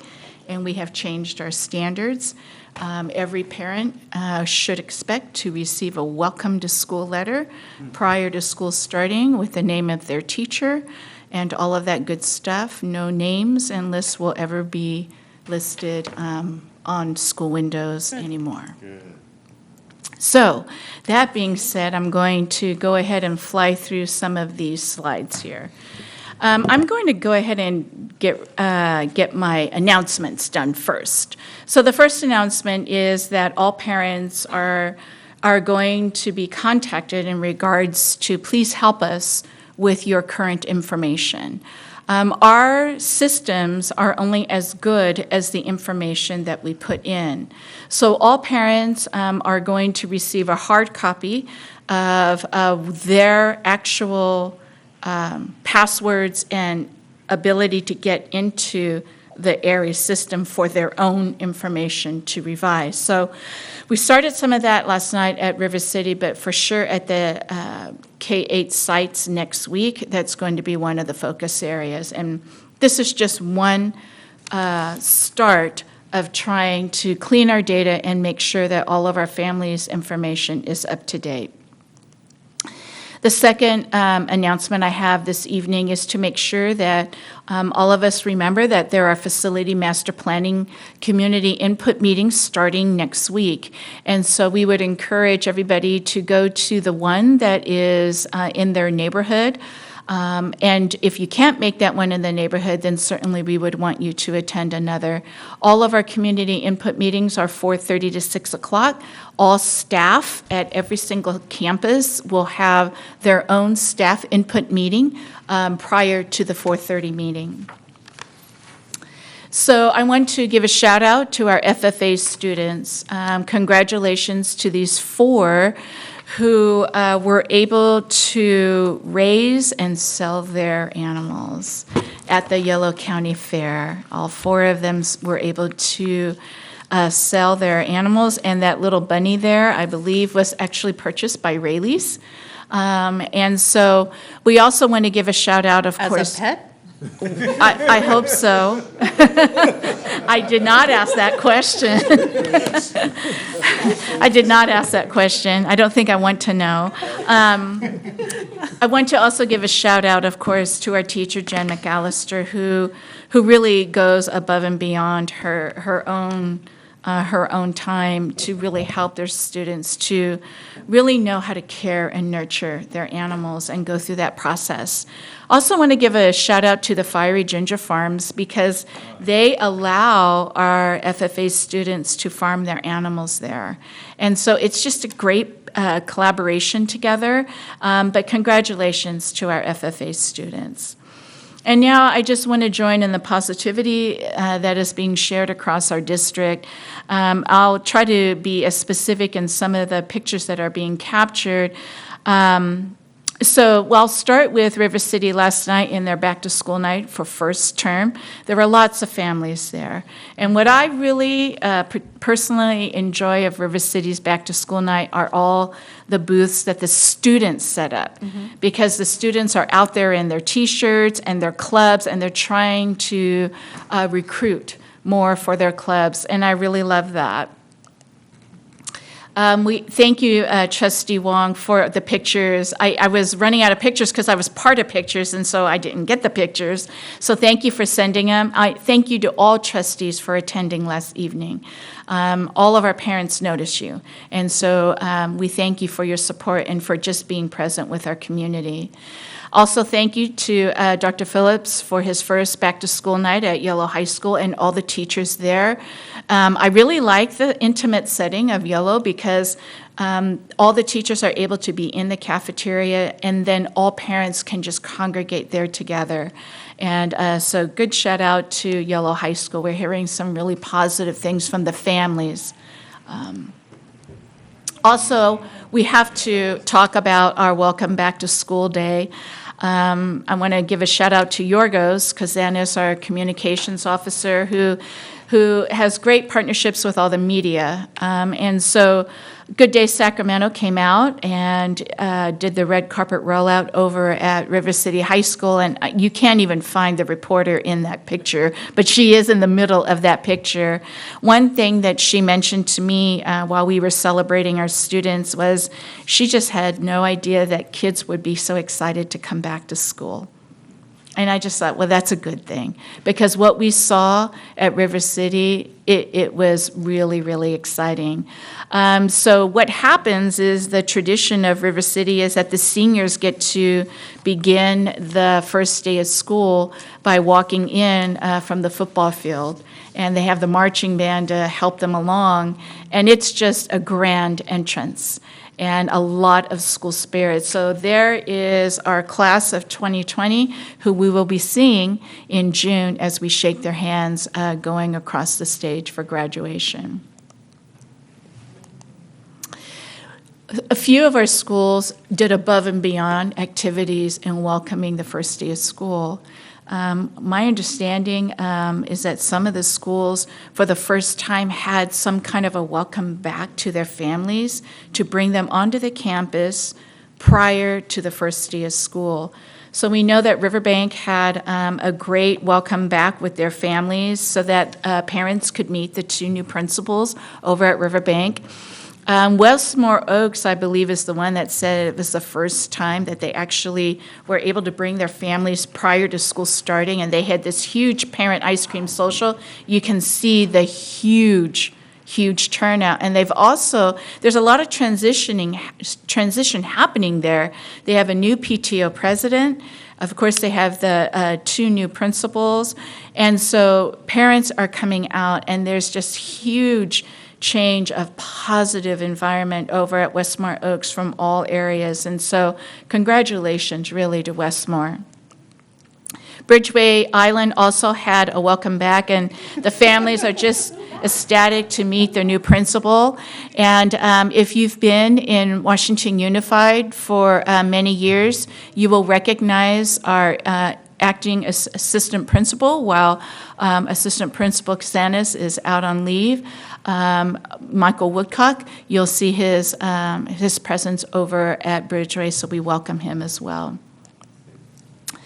Southport, of course, also had some welcome backs to their families, and there's always big turnout over at Southport. We also had Stonegate. Stonegate did a welcome back, come and meet your teachers kind of a thing, and look at that staff picture. Isn't that great? That's just really, really great school spirit, and you saw some of that work today in the celebration of their summer program.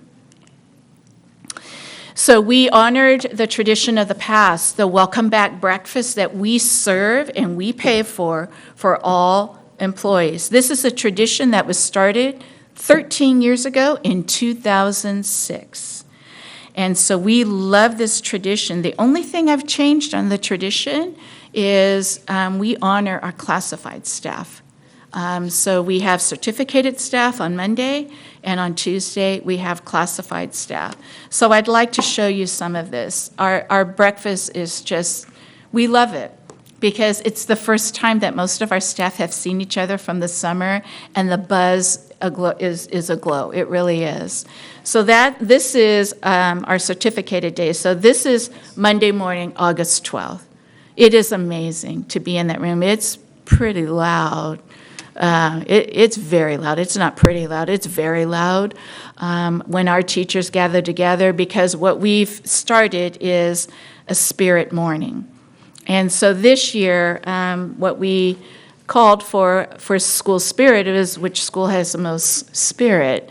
It's not necessarily the loudest, but how creative are you going to be in the visual and performing arts? So you see there, you have YOLO there, you have Westmore Oaks, Stonegate, of course, used the Lion King theme.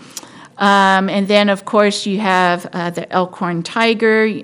You also have the Southport Duck there.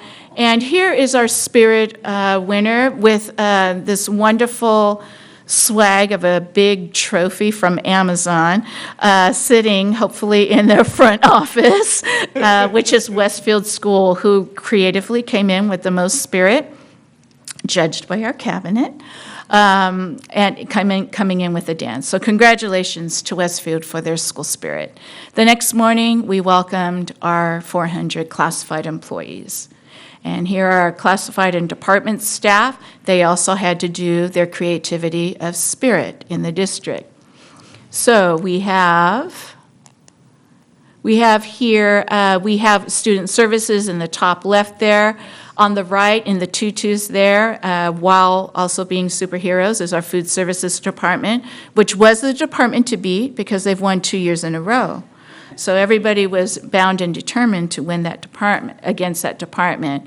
Below there, you have the Incredibles, who are our HR department. I'm trying to make sure that. You also have MOT, who has claimed that they should have been winning all these years in the first place. And once again, this year did not win because the cabinet was judging, I'm just saying. And we also, on to the right there, you see the Educational Services Department. Some people are missing there, but they needed some supplemental support by having one of our students help them with some of that spirit. Did Dr. Parsons do the hula? He did, and I did not include that. No, he didn't do the hula, but he dressed up as such. I did not include that picture. I thought it would be best not to.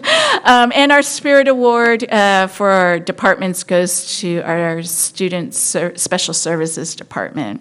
It was very creative in using the YMCA song, only rewriting the lyrics to SPED, and had it all over the audience. It wasn't just on the ground there, it was all over. So congratulations to our Special Services Department. It was an amazing 2 mornings, just the spirit and the camaraderie. Here's some school celebrations that I've heard. Oh.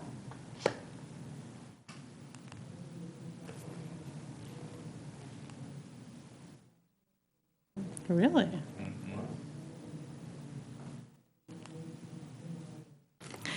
Those are some of the comments that our administration and other staff on campuses have shared with me. It's pretty amazing to be here in Washington Unified right now. We are at a tipping point. We really are. So our focus People in all. downstairs also agree. Yes, of course. It was perfect timing.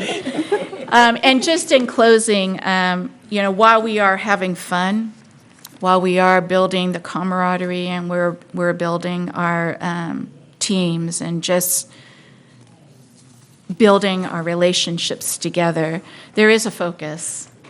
And the focus is about our connection to students. And I think I actually skipped that. Let me go back to it. There's our focus. Our focus is by name, by need, and it only takes one. The only takes one, it was what I shared about in the mornings of that first Monday and Tuesday back for our employees. That it only takes one adult to make the difference in the child's life. And so our connection, we have to know and find that connection. So as a bus driver, they are the first people that they see of Washington Unified in the morning. So it's critical how we greet them and how, we help them to be successful even on a bus. The way that we greet students when they're late, for it's really not the third grader's fault for being late, for being driven to school late, right? So sometimes we forget that and we ask, instead of saying, oh, I'm so happy that you're here. It's so good to see you. Sometimes we forget and say, you're late again. And that really can make a difference. Trustee Jackson, you mentioned about understanding and walking in the shoes of our children and our families. And that's how we make our connection. And when we're teaching, when we're serving, and when we're leading. So it is by name, by need, and it only takes one, and that's what our focus is this year, and that's what our commitment is. And it truly is great to be in WUSD. I'm going to get to my last slide here. So that's my update for this evening. Thank you so much, Board, and for your leadership of making all of this positivity happen. Thank you. Thank you. Ooh. Okay, so we only have a few more items left, and it's only 8:40, not even. Future board agenda items, board policy and parent handbooks, cell phone use and dress code. S2, special education and full inclusion. S3, review of MTSS PBIS. S4, transformative justice presentation by the Drs. Wynn. Did anything fall off or anything we should be aware of? The forms, I'm happy to, the form should be on there. I don't know if it's actually a board agenda item, more of an administrative issue of changing the forms that have been asked to be changed for 3 years now. And thank you so much for the response to the names on the fence. Because at my school, we've always gotten letters, so I was actually very surprised to hear that names were plastered on every other school. So I appreciate the fact that we are now being consistent across the board, all schools. So I wasn't, yeah, thank you for doing that. Anything else? I'll just mention that, President Wong, maybe you and I can talk about what use might be good for that equity those 2 days, and that might be worth asking the board, maybe if we have some options or what we think. So possibly that might be a placeholder for next time, or information out. Okay. Thank you for that. Anything else? Nothing for the agenda, but just clarification with the upcoming community meetings. Do we want to have our presence at those meetings as well? And if so, should we maybe put out another schedule like we did for the budget meetings so there's no potential Brown Act violations? Certainly. We can send out a calendar tomorrow and then allow you to sign up according to your own personal schedules. Thank you for that suggestion. Thank you. Anything else for the good of the order? If not, do I have a motion to adjourn? So moved. Vice President Pizzotti moves. Second. Clerk Jackson seconds. All in favor? Aye. Aye. We are so adjourned.